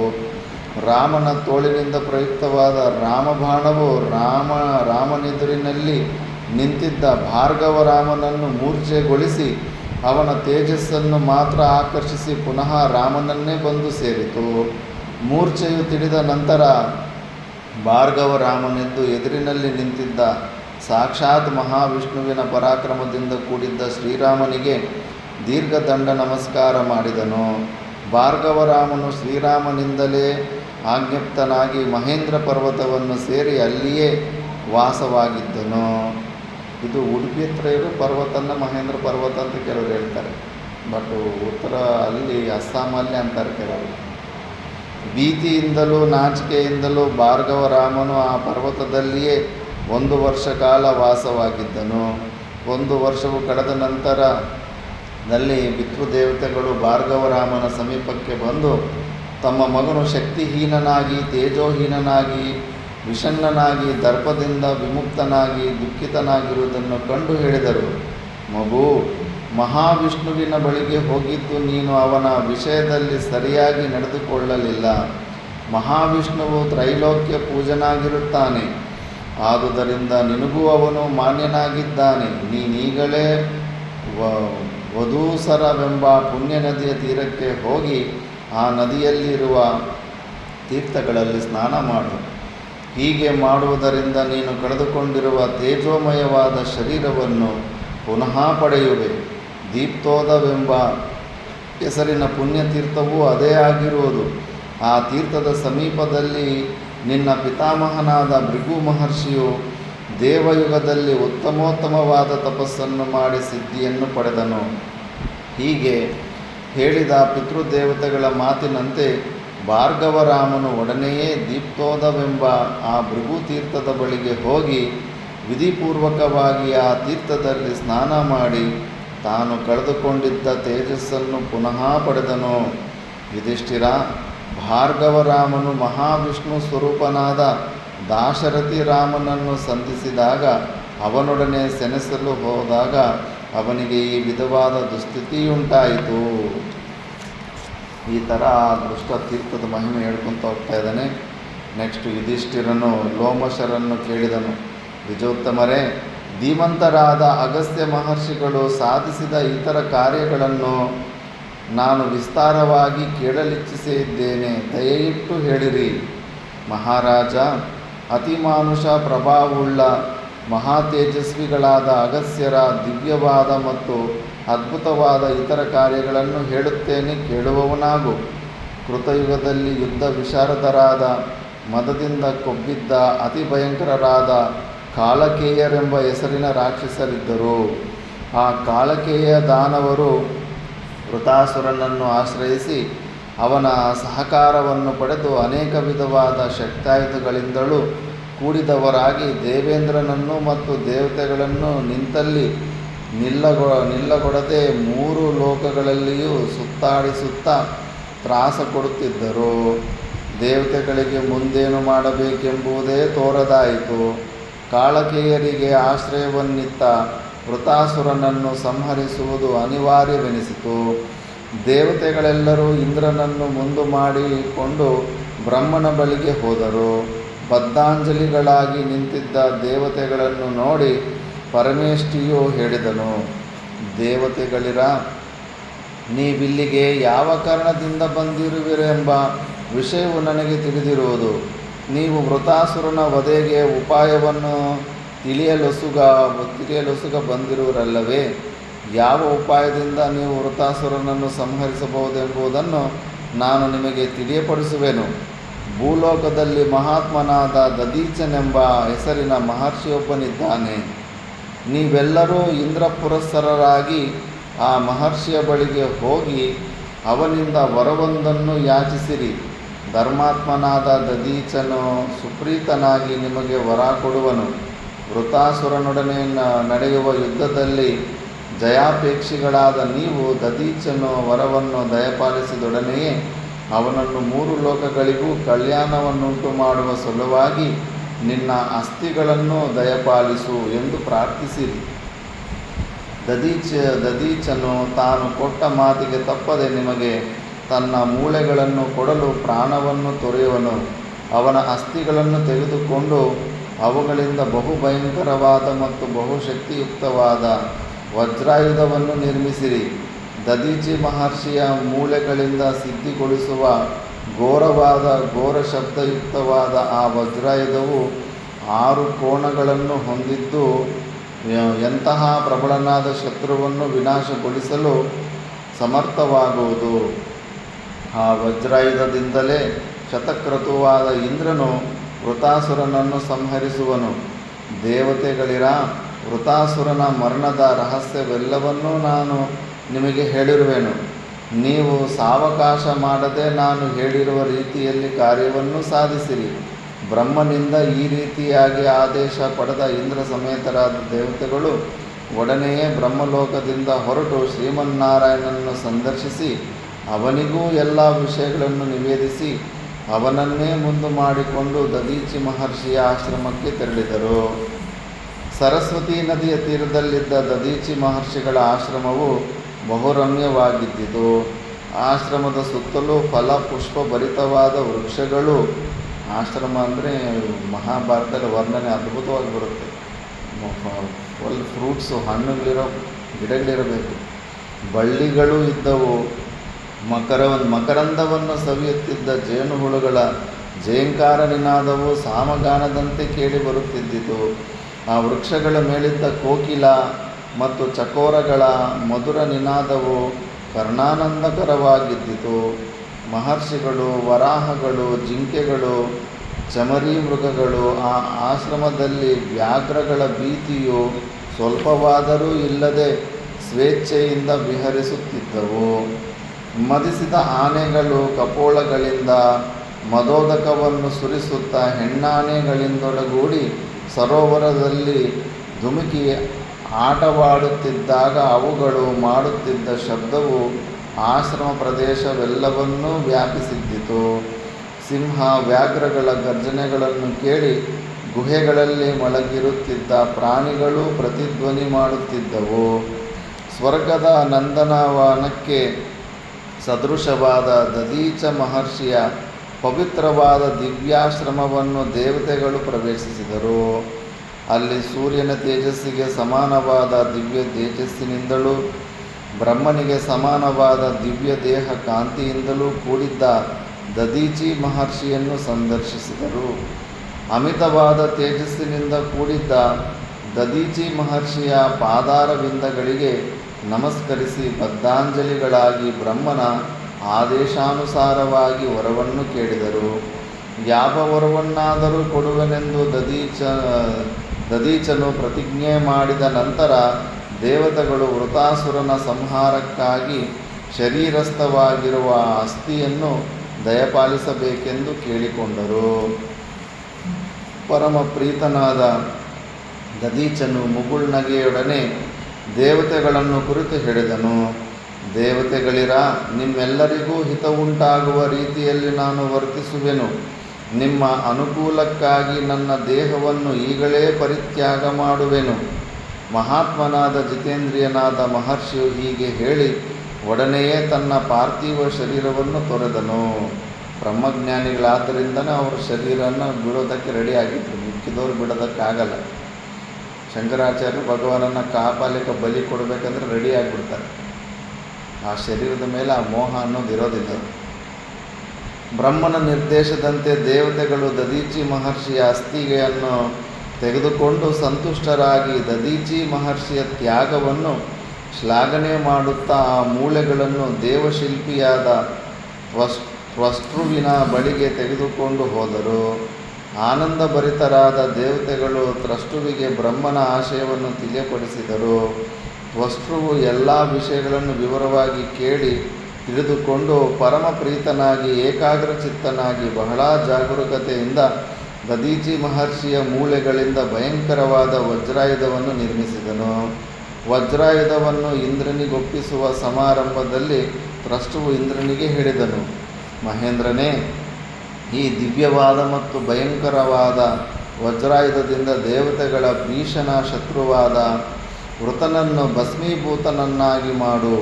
ಶತ್ರುಗಳೆಲ್ಲರನ್ನೂ ನಿರ್ಮೂಲ ಮಾಡಿ ನಿಷ್ಕಂಟಕವಾದ ಸ್ವರ್ಗಲೋಕವನ್ನು ನಿನ್ನ ಅನುಯಾಯಿಗಳಾದ ಈ ದೇವತೆಗಳಿಂದೊಡಗೂಡಿ ಸುಖವಾಗಿ ಪರಿಪಾಲಿಸುವವನಾಗು. ಹೀಗೆ ಹೇಳಿದ ತ್ವಷ್ಟೃವಿನ ಕೈಗಳಿಂದ ಇಂದ್ರನು ವಜ್ರಾಯುಧವನ್ನು ಆಧಾರಪೂರ್ವಕವಾಗಿ ಪರಮ ಸಂತೋಷದಿಂದ ಸ್ವೀಕರಿಸಿದನು.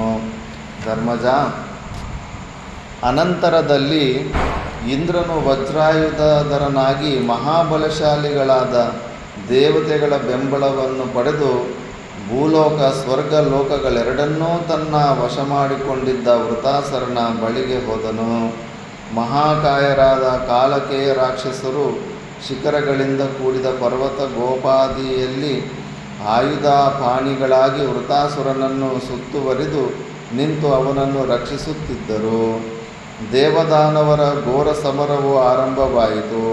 ಮುಹೂರ್ತ ಕಾಲ ನಡೆದ ಆ ಮಹಾಯುದ್ಧವು 3 ಲೋಕಗಳಿಗೂ ತ್ರಾಸದಾಯಕವಾಗಿದ್ದಿತು. ಕತ್ತಿಯನ್ನೆತ್ತಿ ಎದುರಾಳಿಗಳ ತಲೆಯನ್ನು ಕತ್ತರಿಸಲು ದೇವದಾನವರು ಮುನ್ನುಗ್ಗುತ್ತಿದ್ದರು. ಎದುರುಗಡೆಯ ಸೈನಿಕರು ತಮ್ಮ ಕೈ ಚಳಕದಿಂದ ಖಡ್ಗಗಳನ್ನು ಹಿಡಿದು ಎದುರಿಸುತ್ತಿದ್ದರು. ಕತ್ತಿಗಳ ಪರಸ್ಪರ ಸಂಘರ್ಷಣೆಗಳಿಂದ ಮಹಾನಿನಾದವುಂಟಾಗುತ್ತಿದ್ದಿತು. ಒಮ್ಮೊಮ್ಮೆ ಆ ಖಡ್ಗಗಳು ಎದುರಾಳಿಗಳ ತಲೆಗಳನ್ನೇ ಕ್ಷಣ ಮಾತ್ರದಲ್ಲಿ ಕತ್ತರಿಸಿಬಿಡುತ್ತಿದ್ದವು. ತಾಳೆಯ ಮರಗಳಿಂದ ತೊಟ್ಟು ಕಳಚಿ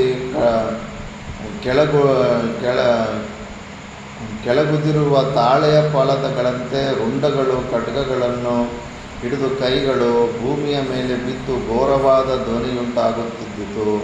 ಸ್ವರ್ಣಮಯವಾದ ಕವಚಗಳನ್ನು ಧರಿಸಿ ಪರಿಗಾಯುಧವನ್ನು ಕೈಗಳಲ್ಲಿ ಹಿಡಿದು ಕಾಲೆಯರು ದಾವಾಗ್ನಿಯಿಂದ ದಗ್ಧವಾದ ಪರ್ವತಗಳೋಪಾದಿಯಲ್ಲಿ ದೇವತೆಗಳ ಮೇಲೆ ರಭಸದಿಂದ ಬೀಳುತ್ತಿದ್ದರು. ಅತಿ ರಭಸದಿಂದ ಮೇಲೆ ಬೀಳುತ್ತಿದ್ದ ದುರಾಭಿಮಾನಿಗಳಾದ ರಾಕ್ಷಸರ ಅವ್ಯಾಹತವಾದ ಪ್ರಹಾರವನ್ನು ಸಹಿಸಿಕೊಳ್ಳಲು ಅಸಮರ್ಥರಾದ ದೇವತೆಗಳು ಪಲಾಯನ ಮಾಡತೊಡಗಿದರು. ದೇವತೆಗಳು ದಿಕ್ಕುಗೆಟ್ಟು ಓಡುತ್ತಿರುವುದನ್ನು ವೃತಾಸುರನು ಬಲವು ಕ್ಷಣ ಕ್ಷಣಕ್ಕೂ ಅಭಿವೃದ್ಧಿ ಹೊಂದುತ್ತಿರುವುದನ್ನು ಕಂಡು ಇಂದ್ರನು ವ್ಯಾಕುಲಗೊಂಡನು. ಸಮುದ್ರದೋಪಾದಿಯಲ್ಲಿ ಮುನ್ನುಗ್ಗಿ ಬರುತ್ತಿದ್ದ ಕಾಳೆಯರನ್ನು ನಿಲ್ಲಲು ಇಂದ್ರನಿಗೂ ಸಾಧ್ಯವಾಗಲಿಲ್ಲ. ಒಡನೆ ಇಂದ್ರನು ಪ್ರಭುವಾದ ಶ್ರೀಮನ್ನಾರಾಯಣನ ಮೊರೆ ಹೊಕ್ಕನು. ಬಹುವಾಗಿ ವ್ಯಾಕುಲಗೊಂಡಿದ್ದ ದೇವೇಂದ್ರನನ್ನು ಕಂಡು ಸನಾತನನಾದ ಮಹಾವಿಷ್ಣುವು ತನ್ನ ಬಲದಲ್ಲಿ ಒಂದಂಶವನ್ನು ಇಂದ್ರನಿಗಿತ್ತು ಇಂದ್ರನ ಬಲವನ್ನು ಹೆಚ್ಚಿಸಿದನು. ದಯಾಳುವಾದ ಮಹಾವಿಷ್ಣುವು ತನ್ನ ಬಲದ ಒಂದು ಅಂಶವನ್ನು ಇಂದ್ರನಿಗಿತ್ತು ಇಂದ್ರನನ್ನು ರಕ್ಷಿಸುತ್ತಿರುವುದನ್ನು ಕಂಡು ದೇವತೆಗಳು ತಮ್ಮ ತಮ್ಮ ಬಲಗಳನ್ನು ಇಂದ್ರನಿಗೆ ಅನುಗ್ರಹಿಸಿಕೊಟ್ಟರು. ವಿಷ್ಣುವಿನಿಂದಲೂ ದೇವತೆಗಳಿಂದಲೂ ಬ್ರಹ್ಮರ್ಷಿಗಳಿಂದಲೂ ಸಹ ಅವರ ಬಲಗಳ ಅಂಶವನ್ನು ಪಡೆದ ನಂತರ ದೇವೇಂದ್ರನು ಉಜ್ವಲ ಪರಾಕ್ರಮದಿಂದ ಪ್ರಜ್ವಲಿಸಿದನು. ಇಂದ್ರನು ಇತರ ದೇವತೆಗಳೆಲ್ಲರ ಬಲವನ್ನು ಪಡೆದು ಮಹಾಬಲಶಾಲಿಯಾದನೆಂದು ತಿಳಿದೊಡನೆಯೇ ವೃತಾಸುರನು ಮಾಡಿದ ಅನಿಸ್ಯೂತವಾದ ಘೋರ ಗರ್ಜನೆಗಳಿಂದಾಗಿ ಸ್ವರ್ಗ, ಮರ್ತ್ಯ ಲೋಕ, ಪಾತಾಳ ಲೋಕಗಳು, ಪರ್ವತಗಿರಿ ದುರ್ಗಗಳು ನಡುಗತೊಡಗಿದವು. ಆ ಘೋರ ನಿನಾದವನ್ನು ಕೇಳಿ ಇಂದ್ರನೂ ಭಯೋದ್ವಿಗ್ನನಾಗಿ ವೃತಾಸುರನನ್ನು ಒಡನೆಯೇ ಸಂಹರಿಸಿ ಬಿಡುವ ಆಶಯದಿಂದ ಕೈಯಲ್ಲಿದ್ದ ವಜ್ರಾಯುಧವನ್ನು ವೃತಾಸುರನ ಮೇಲೆ ಪ್ರಯೋಗಿಸಿದನು. ಪೂರ್ವದಲ್ಲಿ ಮಹಾವಿಷ್ಣುವಿನ ಕೈಯಿಂದ ಬಿಡಲ್ಪಟ್ಟ ಚಕ್ರಾಯುಧದಿಂದ ಪರ್ವತ ಶ್ರೇಷ್ಠವಾದ ಮಂದರವು ಕೆಳಗುರುಳಿದಂತೆ ಇಂದ್ರನ ವಜ್ರಾಯುಧ ಪ್ರಹಾರದಿಂದ ಕಾಂಚನಮಾಲೆಯನ್ನು ಧರಿಸಿದ್ದ ವೃತಾಸುರನು ಕೆಳಗೆ ಬಿದ್ದನು. ವಜ್ರಾಯುಧ ಪ್ರಹಾರದಿಂದ ಭಯಂಕರನಾದ ವೃತಾಸುರನು ಹಸು ಅಂದರೆ ಪ್ರಾಣವನ್ನು ತೊರೆದು ಕೆಳಗುರುಳಿದರು. ಇಂದ್ರನ ಮನಸ್ಸಿನಲ್ಲಿದ್ದ ಭಯವು ದೂರವಾಗಲೇ ಇಲ್ಲ. ವೃತಾಸುರನಿಂದ ತನ್ನ ಪ್ರಾಣ ಉಳಿಸಿಕೊಳ್ಳಬೇಕೆಂಬ ಭ್ರಾಂತಿಯಿಂದ ಸರೋವರವೊಂದರಲ್ಲಿ ಹುದಿಗೊಳ್ಳುವ ಸಲುವಾಗಿ ಇಂದ್ರನು ಸರೋವರದ ಕಡೆಗೆ ಧಾವಿಸಿದನು. ವಜ್ರಾಯುಧವು ತನ್ನ ಕೈಯಿಂದ ಪ್ರಯೋಗಿಸಲ್ಪಟ್ಟಿತೆಂದು ಇಂದ್ರನು ಭಾವಿಸಲಿಲ್ಲ. ವೃತಾಸುರನ ಸಂಹಾರವಾಯಿತೆಂಬ ಅರಿವು ಇಂದ್ರನಿಗಿರಲಿಲ್ಲ. ವೃತಾಸುರನನ್ನು ಉದ್ದೇಶಿಸಿ ಪ್ರಯೋಗಿಸಲ್ಪಟ್ಟ ವಜ್ರಾಯುಧವು ನಿಮಿಷಾರ್ಧದಲ್ಲಿ ತನ್ನ ಕಾರ್ಯವನ್ನು ಮುಗಿಸಿ ಪುನಃ ಇಂದ್ರ ಕೈಯನ್ನೇ ಬಂದು ಸೇರಿತು. ವಜ್ರಾಯುಧವು ತನ್ನ ಕೈಯಲ್ಲೇ ಇದ್ದಿತ್ತಾದ್ದರಿಂದ ಇಂದ್ರನಿಗೆ ಆ ವಿಧವಾದ ಭ್ರಾಂತಿಯುಂಟಾಗಲು ಕಾರಣವಾಯಿತು. ಅವನು ಕೊಂದುಬಿಟ್ಟು ಕೆಲಸ ಮಾಡಿ ಬಂದುಬಿಟ್ಟಿದ್ದು, ಇವನಿಗಿನ್ನೂ ಏನು ಮಾಡೇ ಇಲ್ಲ ಅನಿಸ್ತಾ ಇದೆ. ಅತ್ತಲಾಗಿ ವೃತಾಸುರನ ವಧೆಯಾದೊಡನೆ ಅವನ ರಕ್ಷಕರಾಗಿದ್ದ ಕಾಲೆಯರು ದುಃಖೋದ್ವಿಗ್ನರಾದರು. ನಾಯಕನೇ ಇಲ್ಲದ ಭಯವಿಹ್ವಲವಾಗಿದ್ದ ದಾನವ ಸೈನ್ಯವನ್ನು ದೇವತೆಗಳು ತಮ್ಮ ಪೂರ್ಣವಾದ ಬಲವನ್ನು ಪ್ರಯೋಗಿಸಿ ನಿರ್ಮೂಲ ಮಾಡಲು ತೊಡಗಿದರು. ದಾನವರ ಪರಿಗಾಯುಧ ಪ್ರಹಾರಗಳಿಂದ ದಿಕ್ಕುಗೆಟ್ಟು ಓಡಿ ಹೋಗಿದ್ದ ದೇವತೆಗಳು ಪುನಃ ಸಂಘಟಿತರಾಗಿ ಬಂದು ಕಾಳೆಯರೊಡನೆ ಯುದ್ಧ ಮಾಡುತ್ತಿರುವಾಗ ದೇವತೆಗಳ ದಾರುಣವಾದ ಪ್ರಹಾರವನ್ನು ಸಹಿಸಿಕೊಳ್ಳಲಾರದೆ ದಾನವರು ಪ್ರಾಣ ಉಳಿಸಿಕೊಳ್ಳುವ ಸಲುವಾಗಿ ಸಮುದ್ರದ ಕೆಳಭಾಗಕ್ಕೆ ಹೋಗಿ ಸೇರಿಕೊಂಡರು. ಮೊಸಳೆಗಳಿಂದಲೂ ತಿಮಿಂಗಲಗಳಿಂದಲೂ ಅನೇಕ ಜಾತಿಯ ಮೀನುಗಳಿಂದಲೂ ಕೂಡಿದ್ದ ಸಮುದ್ರದ ತಳಭಾಗದಲ್ಲಿ ಆ ಕಾಳೆಯರೆಲ್ಲರೂ ಸೇರಿಕೊಂಡು 3 ಲೋಕಗಳನ್ನು ವಿನಾಶಗೊಳಿಸಲು ಸಮಾಲೋಚನೆಯನ್ನು ಮಾಡತೊಡಗಿದರು. ಆ ದಾನವ ಸಮೂಹದಲ್ಲಿ ಮಹಾಮೇಧಾವಿಗಳು ಇದ್ದರು. ತಮ್ಮ ಶತ್ರುಗಳ ವಿನಾಶಾರ್ಥವಾಗಿ ತಮಗೆ ತೋರಿದ ಉಪಾಯಗಳನ್ನು ಒಬ್ಬರಾದ ಮೇಲೆ ಮತ್ತೊಬ್ಬರು ಹೇಳತೊಡಗಿದರು. ದೇವತೆಗಳು ಬಲಿಷ್ಠರಾಗಲು ಕಾರಣವೇನು? ಅವರ ಬಲಕ್ಕೆ ಮೂಲವು ಯಾವುದು? ಅವರ ಬಲದ ಮೂಲವನ್ನೇ ವಿನಾಶ ಮಾಡಬೇಕು. ಬಲದ ಮೂಲವನ್ನು ವಿನಾಶಗೊಳಿಸುವ ಬದಲಾಗಿ ನಾವು ದೇವತೆಗಳೊಡನೆ ನೇರವಾಗಿ ಸೆಣಸು ಹೋದರೆ ನಾವೆಲ್ಲರೂ ವಿನಾಶ ಹೊಂದುತ್ತೇವೆ ಇತ್ಯಾದಿಗಳೇ ಕಾಳೆಯರ ವಿಚಾರಧಾರೆಯಾಗಿದ್ದಿತು. ಆ ವಿಚಾರಧಾರೆಯ ಮೇಲೆ ಅವರು ಅತಿ ಘೋರವಾದ ನಿರ್ಧಾರಕ್ಕೂ ಬಂದರು. ದೇವತೆಗಳೊಡನೆ ಸದ್ಯದಲ್ಲಿ ನೇರವಾಗಿ ಯುದ್ಧ ಮಾಡಕೂಡದೆಂದು, ಹಾಗೆ ತಾವೇನಾದರೂ ಯುದ್ಧಕ್ಕೆ ಹೋದಲ್ಲಿ ತಮ್ಮ ವಿನಾಶವು ನಿಶ್ಚಯವೆಂದು ಒಮ್ಮತವಾಗಿ ನಿಶ್ಚಯಿಸಿದರು. ದೇವತೆಗಳ ಬಲದ ಮೂಲವು ಯಾವುದೆಂಬುದನ್ನು ನಿರ್ಧರಿಸಿ ಮೊದಲನೆಯದಾಗಿ ವೇದವಿದ್ಯೆಯಲ್ಲಿ ನಿರತರಾಗಿರುವವರನ್ನು, ತಪಸ್ವಿಗಳಾಗಿರುವವರನ್ನು ವಿನಾಶಗೊಳಿಸಬೇಕೆಂದು ನಿಶ್ಚಯಿಸಿದರು. ಅವರ ಆ ನಿಶ್ಚಯಕ್ಕೆ ಪ್ರೇರಕವಾದ ವಿಚಾರಧಾರೆಯೇ ಹೀಗಿದ್ದಿತು. ಋಷಿ ಮಹರ್ಷಿಗಳು ಮಾಡುತ್ತಿರುವ ತಪಸ್ಸಿನಿಂದಲೇ ಈ ಲೋಕಗಳಿಂದು ರಕ್ಷಿತವಾಗಿವೆ. ಆದುದರಿಂದ ಆ ತಪಸ್ಸನ್ನೇ ಅಥವಾ ತಪಸ್ವಿಗಳನ್ನೇ ವಿನಾಶ ಮಾಡಿಬಿಟ್ಟರೆ ಅರಕ್ಷಿತವಾದ ಈ ಲೋಕಗಳನ್ನು ಸುಲಭವಾಗಿ ವಿನಾಶ ಮಾಡಬಹುದಾಗಿದೆ. ಆದುದರಿಂದ ಈ ಕೂಡಲೇ ನಾವೆಲ್ಲರೂ ತಪಸ್ಸಿನ ವಿನಾಶಕ್ಕೆ ಪ್ರಯತ್ನಿಸಬೇಕು. ಈ ಪೃಥ್ವಿಯಲ್ಲಿರುವ ತಪಸ್ವಿಗಳನ್ನು, ಧರ್ಮಾತ್ಮರನ್ನು, ತತ್ವವಿದರನ್ನು ಕೂಡಲೇ ವಿನಾಶ ಮಾಡಬೇಕು. ಬೇರೆ ಮತದವರು ಹಿಂಗೆ ಯೋಚನೆ ಮಾಡ್ತಾರೆ, ಫಸ್ಟು ಇವರನ್ನು ಧರ್ಮವನ್ನು ಪ್ರಚಾರ ಮಾಡೋರು ಪ್ರವಚನ ಮಾಡಿ ಇವ್ರನ್ನ ಮುಗಿಸ್ಬಿಡ್ಬೇಕಂತ. ಯಜ್ಞಯಾಗಾದಿಗಳು ಎಲ್ಲಿಯೂ ನಡೆಯದಂತೆ ನೋಡಿಕೊಳ್ಳಬೇಕು. ಈಗಾಗಲೇ ಆರಂಭವಾಗಿರುವ ಯಜ್ಞ ಕ್ರಿಯೆಗಳು ಪೂರ್ಣವಾಗದಂತೆ ವಿನಾಶಗೊಳಿಸಬೇಕು. ಯಜ್ಞದ ಹವಿಷ್ಯನಿಂದಲೇ ದೇವತೆಗಳು ಬಲಿಷ್ಠರಾಗುತ್ತಾರೆ. ಆದುದರಿಂದ ಈ ಕಾರ್ಯಕ್ರಮವನ್ನು ನಾವು ಈ ಕೂಡಲೇ ಕೈಗೊಳ್ಳಬೇಕು. ಈ ಕಾರ್ಯಕ್ರಮದಲ್ಲಿ ನಮ್ಮನ್ನು ಯಾರೂ ಪ್ರತಿಭಟಿಸಲು ಬರುವುದಿಲ್ಲ. ನಾವು ಎಷ್ಟು ಬೇಗ ತಪಸ್ಸು, ಧರ್ಮ, ಸ್ವಾಧ್ಯಾಯ, ಪ್ರವಚನ, ಯಜ್ಞ ಮುಂತಾದವನ್ನು ವಿನಾಶಗೊಳಿಸಿದರೆ ಅಷ್ಟು ಬೇಗ ಈ ಜಗತ್ತು ವಿನಾಶ ಹೊಂದುತ್ತದೆ. ಯುಧಿಷ್ಠಿರ, ಅತಿ ದುರ್ಗಮವಾದ ವರುಣನ ನಿವಾಸ ಸ್ಥಾನವಾದ ಸಮುದ್ರವನ್ನು ಆಶ್ರಯಿಸಿದ್ದ ದುರ್ಮಾರ್ಗಿಗಳಾದ ದಾನವರು ಅಂತಹ ನಿರ್ಧಾರಕ್ಕೆ ಬಂದು ತಮ್ಮ ಶತ್ರುಗಳ ವಿನಾಶಕ್ಕೆ ಅತಿ ಸುಲಭವಾದ ಒಂದು ಉಪಾಯವು ಸಿಕ್ಕಿದುದಕ್ಕಾಗಿ ಬಹು ಸಂತೋಷಗೊಂಡರು. ಮತ್ತು ಯುಧಿಷ್ಠಿರ, ನಾನು ಹಿಂದೆ ಹೇಳಿದಂತೆ ಕಾಲೇಯರು ವರುಣನ ನಿವಾಸ ಸ್ಥಾನವಾದ ಅಂಬೋನಿಧಿಯಾದ ಸಮುದ್ರವನ್ನಾಶ್ರಯಿಸಿ ತಾವು ಮಾಡಿದ ಯೋಜನೆಗೆ ಅನುಸಾರವಾಗಿ ಪ್ರಪಂಚದ ವಿನಾಶ ಕಾರ್ಯವನ್ನು ಉಪಕ್ರಮಿಸಿದರು. ಕೋಪಾಭಿಷ್ಟರಾಗಿ ರಾತ್ರಿಯ ವೇಳೆಯಲ್ಲಿ ಮುನಿಗಳನ್ನು ಭಕ್ಷಿಸುತ್ತಿದ್ದರು. ಆ ದುರಾತ್ಮರು ಮಹರ್ಷಿಗಳಾದ ವಸಿಷ್ಠರ ಆಶ್ರಮಕ್ಕೆ ಹೋಗಿ 188 ಮಂದಿ ಬ್ರಾಹ್ಮಣರನ್ನು ಭಕ್ಷಿಸುವುದೇ ಅಲ್ಲದೆ 9 ಮಂದಿ ತಪಸ್ವಿಗಳನ್ನು ಭಕ್ಷಿಸಿದರು. ಅಲ್ಲಿಂದ ಮುಂದೆ ಪುಣ್ಯತಮವಾದ ನಿಷೇವಿತವಾದ ಚವನ ಮಹರ್ಷಿಗಳ ದಿವ್ಯಾಶ್ರಮಕ್ಕೆ ನುಗ್ಗಿ ಅಲ್ಲಿ ಮೂಲಾಶನರಾಗಿದ್ದ 100 ಮಂದಿ ಮುನಿಗಳನ್ನು ನುಂಗಿ ಹಾಕಿದರು. ಆ ಪಾಪ ಕಾರ್ಯವನ್ನವರು ರಾತ್ರಿಯ ಕತ್ತಲಲ್ಲಿ ಮಾಡಿ ಮುಗಿಸಿ ಬೆಳಗಾಗುತ್ತಲೇ ಸಮುದ್ರದ ತಳಕ್ಕೆ ಹೋಗಿ ಸೇರಿಕೊಳ್ಳುತ್ತಿದ್ದರು. ಭರದ್ವಾಜಾಶ್ರಮದಲ್ಲಿಯೂ ಅನುಷ್ಠಾನಪರರಾದ ಕೇವಲ ನೀರು ಗಾಳಿಗಳನ್ನೇ ಆಹಾರವನ್ನಾಗಿ ಸೇವಿಸುತ್ತಿದ್ದ 20 ಬ್ರಹ್ಮಚಾರಿಗಳನ್ನು ಭಕ್ಷಿಸಿದರು.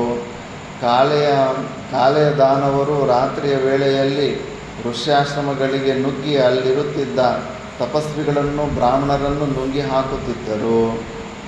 ಅವರ ಅಪ್ರತಿಹತವಾದ ಕ್ರೌರ್ಯ ಕಾರ್ಯದಿಂದಾಗಿ ಆಶ್ರಮಗಳಲ್ಲಿದ್ದ ಬ್ರಾಹ್ಮಣರ ಸಂಖ್ಯೆಯು ಕ್ಷಯಿಸಿ ಹೋಯಿತು. ಈ ರೀತಿಯಲ್ಲಿ ದಾನವರು ಅನುದಿನವೂ ಆಶ್ರಮಗಳಿಗೆ ನುಗ್ಗಿ ಬ್ರಾಹ್ಮಣರನ್ನು ವಧೆ ಮಾಡುತ್ತಿದ್ದರು. ರಾತ್ರಿಯ ವೇಳೆಯಲ್ಲಿ ಯಾರು ಬರುತ್ತಾರೆ, ಹೇಗೆ ಧ್ವಂಸ ಮಾಡುತ್ತಾರೆ, ಹೀಗೆ ಮಾಡಲು ಅವರ ಆಶಯವೇನು ಇತ್ಯಾದಿಗಳಂತೂ ಮಾನವರಿಗೆ ಗೋಚರವೇ ಇಲ್ಲ. ಪ್ರಾತಃ ಕಾಲವಾಯಿತಂದರೆ ಪವಿತ್ರವಾದ ಆಶ್ರಮ ದೇಶದಲ್ಲಿ ತಪಸ್ಸಿನಿಂದ ಪುರುಷರಾದ ತಪಸ್ವಿಗಳ ಮತ್ತು ಬ್ರಾಹ್ಮಣರ ಶರೀರಗಳು ನೆಲದ ಮೇಲೆ ಪ್ರಾಣರಹಿತವಾಗಿ ಬಿದ್ದಿರುತ್ತಿದ್ದನ್ನು ಕಾಣುತ್ತಿದ್ದರು. ಹೀಗೆ ಬಿದ್ದಿರುತ್ತಿದ್ದ ಕೆಲವರ ಶರೀರಗಳಲ್ಲಿ ರಕ್ತವೇ ಇರುತ್ತಿರಲಿಲ್ಲ. ಮತ್ತು ಕೆಲವರ ಶರೀರಗಳಲ್ಲಿ ಮಾಂಸವೇ ಇರುತ್ತಿರಲಿಲ್ಲ. ಕೆಲವರ ಶರೀರಗಳಲ್ಲಿ ಸ್ನಾಯುಗಳೇ ಇರುತ್ತಿರಲಿಲ್ಲ. ಅವಯವಗಳೆಲ್ಲವೂ ಪ್ರತ್ಯೇಕವಾಗಿ ಬಿದ್ದಿರುತ್ತಿದ್ದವು. ಅವರ ಅಸ್ಥಿಪಂಜರಗಳು ಶಂಖಗಳ ರಾಶಿಯಂತೆ ಆಶ್ರಮ ಸಮೀಪದಲ್ಲೇ ರಾಶಿಯಾಗಿ ಬಿದ್ದಿರುತ್ತಿದ್ದವು. ಆಶ್ರಮದೊಳಗಿರುತ್ತಿದ್ದ ಪುಣ್ಯಾಹ ಕಲಶಗಳು, ಹೋಮ ಸಾಧನಗಳಾದ ಸುರುಗಳು ಚೂರಾಗಿ ಬಿದ್ದಿರುತ್ತಿದ್ದವು. ಅಗ್ನಿಹೋತ್ರಾಗ್ನಿ ಇದ್ದ ಭಾಂಡಗಳು ಚೂರಾಗಿ ಅಗ್ನಿಯೊಡನೆ ಆಶ್ರಮದ ಸುತ್ತಲೂ ಚೆಲ್ಲಾಡುತ್ತಿರುತ್ತಿದ್ದವು. ಕಾಲೇರ ಕ್ರೂರ ಕಾರ್ಯದಿಂದಾಗಿ ಪ್ರಪಂಚವೇ ನಡುಗಿತು. ಆಶ್ರಮಗಳಲ್ಲಿ ನಡೆಯುತ್ತಿದ್ದ ಅಧ್ಯಯನ ಮತ್ತು ಅಧ್ಯಾಪನಗಳು ಸಂಪೂರ್ಣವಾಗಿ ನಿಂತು ಹೋದವು. ಈಗಲೂ ಕೂಡ ಈ ರಾಕ್ಷಸರು ಮನುಷ್ಯರಲ್ಲೇ ಇದ್ದಾರೆ. ಆಶ್ರಮದಲ್ಲಿ ಪ್ರವಚನಗಳು, ಯಜ್ಞಾದಿಗಳು, ಕಾರ್ಯಕ್ರಮಗಳು ಮಾಡಿಬಿಡಿಸೋದಿಲ್ಲ. ಅವೆಲ್ಲ ಏನಕ್ಕೆ, ಅವಿಂದ ಏನು ಪ್ರಯೋಜನ ಅನ್ನೋ ಮಾತಾಡ್ತಾ ಇರ್ತಾರೆ. ಯಜ್ಞಾಂಗವಾದ ಸ್ವಾಹಾಕಾರ, ವಷಟ್ಕಾರಗಳ ಶಬ್ದಗಳೇ ಆಶ್ರಮಗಳಲ್ಲಿ ಕೇಳಿಬರುತ್ತಿರಲಿಲ್ಲ. ಯಜ್ಞೋತ್ಸವಾದಿ ಕ್ರಿಯೆಗಳೆಲ್ಲವೂ ನಿಂತು ಹೋದವು. ಆಶ್ರಮಗಳೆಲ್ಲವೂ ತೇಜೋಹೀನವಾಗಿ ಪಾಳು ಬಿದ್ದು ಹೋಗಿರುವಂತೆ ಕಾಣುತ್ತಿದ್ದವು. ಯುಧಿಷ್ಠಿರ, ಆಶ್ರಮಗಳಲ್ಲಿದ್ದ ಬ್ರಾಹ್ಮಣರು, ತಪಸ್ವಿಗಳು ಈ ರೀತಿಯಲ್ಲಿ ಕಾಳೆಯರ ಕ್ರೌರ್ಯಕ್ಕೆ ಸಿಕ್ಕಿ ನಿಧನ ಹೊಂದುತ್ತಿರಲಾಗಿ ಅಳಿದುಳಿದ ಕೆಲವು ಬ್ರಾಹ್ಮಣರು ಮತ್ತು ತಪಸ್ವಿಗಳು ತಮ್ಮ ಪ್ರಾಣಗಳನ್ನು ಉಳಿಸಿಕೊಳ್ಳಲು ದಿಕ್ಪಾಲಾಗಿ ಓಡಿ ಹೋಗುತ್ತಿದ್ದರು. ಕೆಲವರು ಪರ್ವತದ ಗುಹೆಗಳಲ್ಲಿ ಹೋಗಿ ಅಡಗಿಕೊಂಡರು. ಮತ್ತೆ ಕೆಲವರು ನದಿಗಳ ದಂಡೆಗಳಲ್ಲಿದ್ದ ಪೊದೆಗಳಲ್ಲಿ ಅಡಗಿಕೊಂಡರು. ಮತ್ತೆ ಕೆಲವರು ಭೀತರಾಗಿಯೇ ಪ್ರಾಣ ತೊರೆದರು. ಧನುರ್ಧಾರಿಗಳಾಗಿದ್ದ ಧೈರ್ಯಶಾಲಿಗಳಾಗಿದ್ದ ಕೆಲವರು ಶೂರರು ಆಶ್ರಮ ವಿನಾಶಕರಾರೆಂಬುದನ್ನು ತಿಳಿಯಲು ಪ್ರಯತ್ನಿಸುತ್ತಿದ್ದರು. ಸಮುದ್ರದವರೆಗೂ ಅವರನ್ನು ಹಿಂಬಾಲಿಸಿ ಹೋಗಿ ಅನಂತರದಲ್ಲಿ ಸಮುದ್ರದೊಳಗೆ ಸೇರಿಕೊಂಡು ಕಾಳೆಯರ ಮುಂದೆ ಎಲ್ಲಿಗೆ ಹೋದರೆಂಬುದು ತಿಳಿಯದೆ ತಮ್ಮ ತಮ್ಮ ನಿವಾಸಗಳಿಗೆ ಹಿಂತಿರುಗುತ್ತಿದ್ದರು. ದೈತ್ಯರು ರಾತ್ರಿಯ ವೇಳೆಯಲ್ಲಿ ಸಮುದ್ರದಿಂದ ಹೊರಕ್ಕೆ ಬಂದು ಆಶ್ರಮಗಳನ್ನು ಧ್ವಂಸ ಮಾಡಿ ಬೆಳಗಾಗುವುದರೊಳಗಾಗಿಯೇ ಸಮುದ್ರವನ್ನು ಸೇರಿಕೊಳ್ಳುತ್ತಾರೆಂಬ ವಿಷಯವನ್ನು ಗ್ರಹಿಸುತ್ತಿದ್ದರೆ ಹೊರತು ಸಮುದ್ರವನ್ನು ಆಶ್ರಯಿಸುತ್ತಿದ್ದ ಅವರನ್ನು ಹೊಂದುತ್ತಿರಲಿಲ್ಲ, ತಡೆ ಹಿಡಿದು ಎದುರಿಸುತ್ತಿರಲಿಲ್ಲ. ದೈತ್ಯರನ್ನು ರಾತ್ರಿ ವೇಳೆಯಲ್ಲಿ ಎದುರಿಸಿ ಧ್ವಂಸ ಮಾಡುವ ಸಾಮರ್ಥ್ಯವೂ ಆ ವೀರ ಪುರುಷರಿಗಿರಲಿಲ್ಲ. ಯುಧಿಷ್ಠಿರ, ಈ ರೀತಿಯಲ್ಲಿ ಪ್ರಪಂಚವೆಲ್ಲವೂ ನಾಶ ಹೊಂದುತ್ತಿರಲಾಗಿ ಮತ್ತು ಯಜ್ಞಯಾಗಾದಿಗಳೆಲ್ಲವೂ ನಿಂತು ಹೋಗಲಾಗಿ ಹವಿರ್ಭುಜರಾದ ದೇವತೆಗಳು ಬಹಳ ದುಃಖಿತರಾದರು. ಒಡನೆಯೇ ದೇವತೆಗಳೆಲ್ಲರೂ ಇಂದ್ರನ ಸಮೀಪಕ್ಕೆ ಹೋಗಿ ಪೃಥ್ವಿಯಲ್ಲಿ ಋಷಿ ಮಹರ್ಷಿಗಳಿಗೂ ಬ್ರಾಹ್ಮಣರಿಗೂ ಒದಗಿರುವ ವಿಪತ್ತಿನ ವಿಷಯವಾಗಿ ಸುದೀರ್ಘವಾಗಿ ಸಮಾಲೋಚಿಸಿದರು. ಆ ವಿಪತ್ತಿಗೆ ಪರಿಹಾರ ಮಾರ್ಗವನ್ನು ಕಾಣದೆ ದೇವತೆಗಳು ಇಂದ್ರ ಪುರಸ್ಸರರಾಗಿ ಸಕಲರಿಗೂ ಶರಣ್ಯನಾದ ಶರಣಾಗತ ವತ್ಸಲನಾದ ದೇವದೇವನಾದ ಆದಿಮಧ್ಯಾಂತರಹಿತನಾದ ವಿಭುವಾದ ವೈಕುಂಠಪತಿಯಾದ ಅಪರಾಜಿತನಾದ ಶ್ರೀಮನ್ನಾರಾಯಣನ ಬಳಿಗೆ ಹೋಗಿ ಮಧುಸೂದನನನ್ನು ಸ್ತೋತ್ರ ಮಾಡಿದರು. ಪ್ರಭುವೇ, 3 ಲೋಕಗಳ ಸೃಷ್ಟಿ ಸ್ಥಿತಿ ಲಯಗಳಿಗೂ ನೀನೇ ಕಾರಣನಾಗಿರುವೆ. ಸ್ಥಾವರ ಜಂಗಮಗಳಿಂದ ಕೂಡಿರುವ ಈ ಪೃಥ್ವಿಯು ನಿನ್ನಿಂದಲೇ ಸೃಷ್ಟಿಸಲ್ಪಟ್ಟಿದೆ. ಕಮಲದಲನಯನನೇ, ಹಿಂದೆ ಭೂಮಿಯು ನಷ್ಟವಾಗಿ ಹೋಗಿದ್ದಾಗಿ ಅಸುರನೊಬ್ಬನು ಭೂಮಿಯನ್ನು ಹೊತ್ತುಕೊಂಡು ಸಮುದ್ರದೊಳಗೆ ಹೊರಟು ಹೋಗಿದ್ದಾಗಿ ನೀನು ವರಾಹ ರೂಪವನ್ನು ಧರಿಸಿ ಸಮುದ್ರವನ್ನು ಹೊಕ್ಕು ಅಸುರನನ್ನು ಸಂಹರಿಸಿ ನಿನ್ನ ಕೊರೆದಾಡೆಗಳಿಂದ ಈ ಪೃಥ್ವಿಯನ್ನು ಸಮುದ್ರದಿಂದ ಮೇಲೆತ್ತಿ ಉದ್ಧರಿಸಿದೆ. ಆದಿದೈತ್ಯ ನೆನೆಸಿದೆ. ಮಹಾಪರಾಕ್ರಮಿಯಾದ ಹಿರಣ್ಯಕಶ್ಯಪುವನ್ನು ಪ್ರಹ್ಲಾದನ ರಕ್ಷಣಾರ್ಥವಾಗಿ ಮತ್ತು ಈ ಜಗತ್ತಿನ ಉದ್ಧಾರಕ್ಕಾಗಿ ನರಸಿಂಹ ರೂಪವನ್ನು ಧರಿಸಿ ಸಂಹರಿಸಿದೆ. ಈ ವರಾಹ ಅವತಾರದಲ್ಲೇ ಸೀಕ್ರೆಟ್ ಇದೆ. ನಾವು ನೋಡ್ತಾ ಇರೋ ಸಮುದ್ರ ಇದು ಪೃಥ್ವಿ ಒಳಗಡೆ ಇರೋ ಸಮುದ್ರ.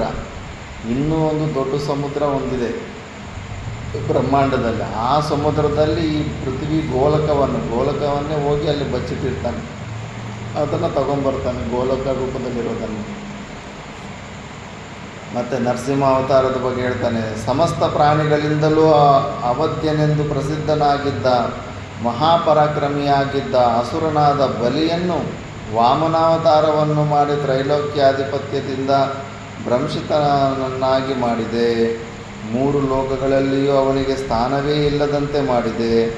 ಮಹಾಧನುರ್ಧರರಾದ ಯಜ್ಞಧ್ವಂಸಕನಾದ ಮಹಾಕ್ರೂರನಾದ ಜಂಬಾಸುರನೆಂದು ವಿಖ್ಯಾತನಾದ ಅಸುರನು ನಿನ್ನಿಂದಲೇ ಕೊಳ್ಳಲ್ಪಟ್ಟನು. ಸಕಲ ಲೋಕಗಳಿಗೂ ಸೌಖ್ಯದಾಯಕವಾದ ನಿನ್ನ ಇಂತಹ ಕಾರ್ಯಗಳು ಅಗಣಿತವಾಗಿವೆ. ಪ್ರಭೋ, ದುಷ್ಟ ಶಿಕ್ಷಣ ಶಿಷ್ಟ ಪರಿಪಾಲನೆಗಳಿಗಾಗಿ ನೀನು ಇಂತಹ ಕಾರ್ಯಗಳನ್ನು ಮಾಡಿರುವೆ. ಮಧುಸೂದನನೇ, ಭಯದಿಂದ ವಿಫಲರಾಗಿರುವ ನಮಗಿಂದು ನೀನೇ ಶರಣ್ಯನು, ನೀನೇ ದಿಕ್ಕು. ಇಂದಾದರೂ ದುಷ್ಟ ಶಿಕ್ಷಣಾರ್ಥವಾಗಿಯೇ ನಾವು ನಿನ್ನಲ್ಲಿಗೆ ಬಂದು ನಿನ್ನನ್ನು ಪ್ರಾರ್ಥಿಸುತ್ತಿದ್ದೇವೆ. ಇಂದು ಪೃಥ್ವಿಯಲ್ಲಿ ನಡೆಯುತ್ತಿರುವ ದಾನವರ ಕ್ರೂರ ಕರ್ಮಗಳನ್ನು ನಿನ್ನಲ್ಲಿ ವಿಜ್ಞಾಪಿಸಲು ಬಂದಿರುವೆವು. ಮಹಾನುಭಾವನೇ, ನಮ್ಮ ಪ್ರಾರ್ಥನೆಯನ್ನು ಮನ್ನಿಸಿ ಲೋಕಗಳನ್ನು, ದೇವತೆಗಳನ್ನು ಮತ್ತು ನಮ್ಮ ಅಧಿಪತಿಯಾದ ದೇವೇಂದ್ರನನ್ನು ಈ ಮಹಾಭಯದಿಂದ ಮುಕ್ತರನ್ನಾಗಿ ಮಾಡುವನಾಗು.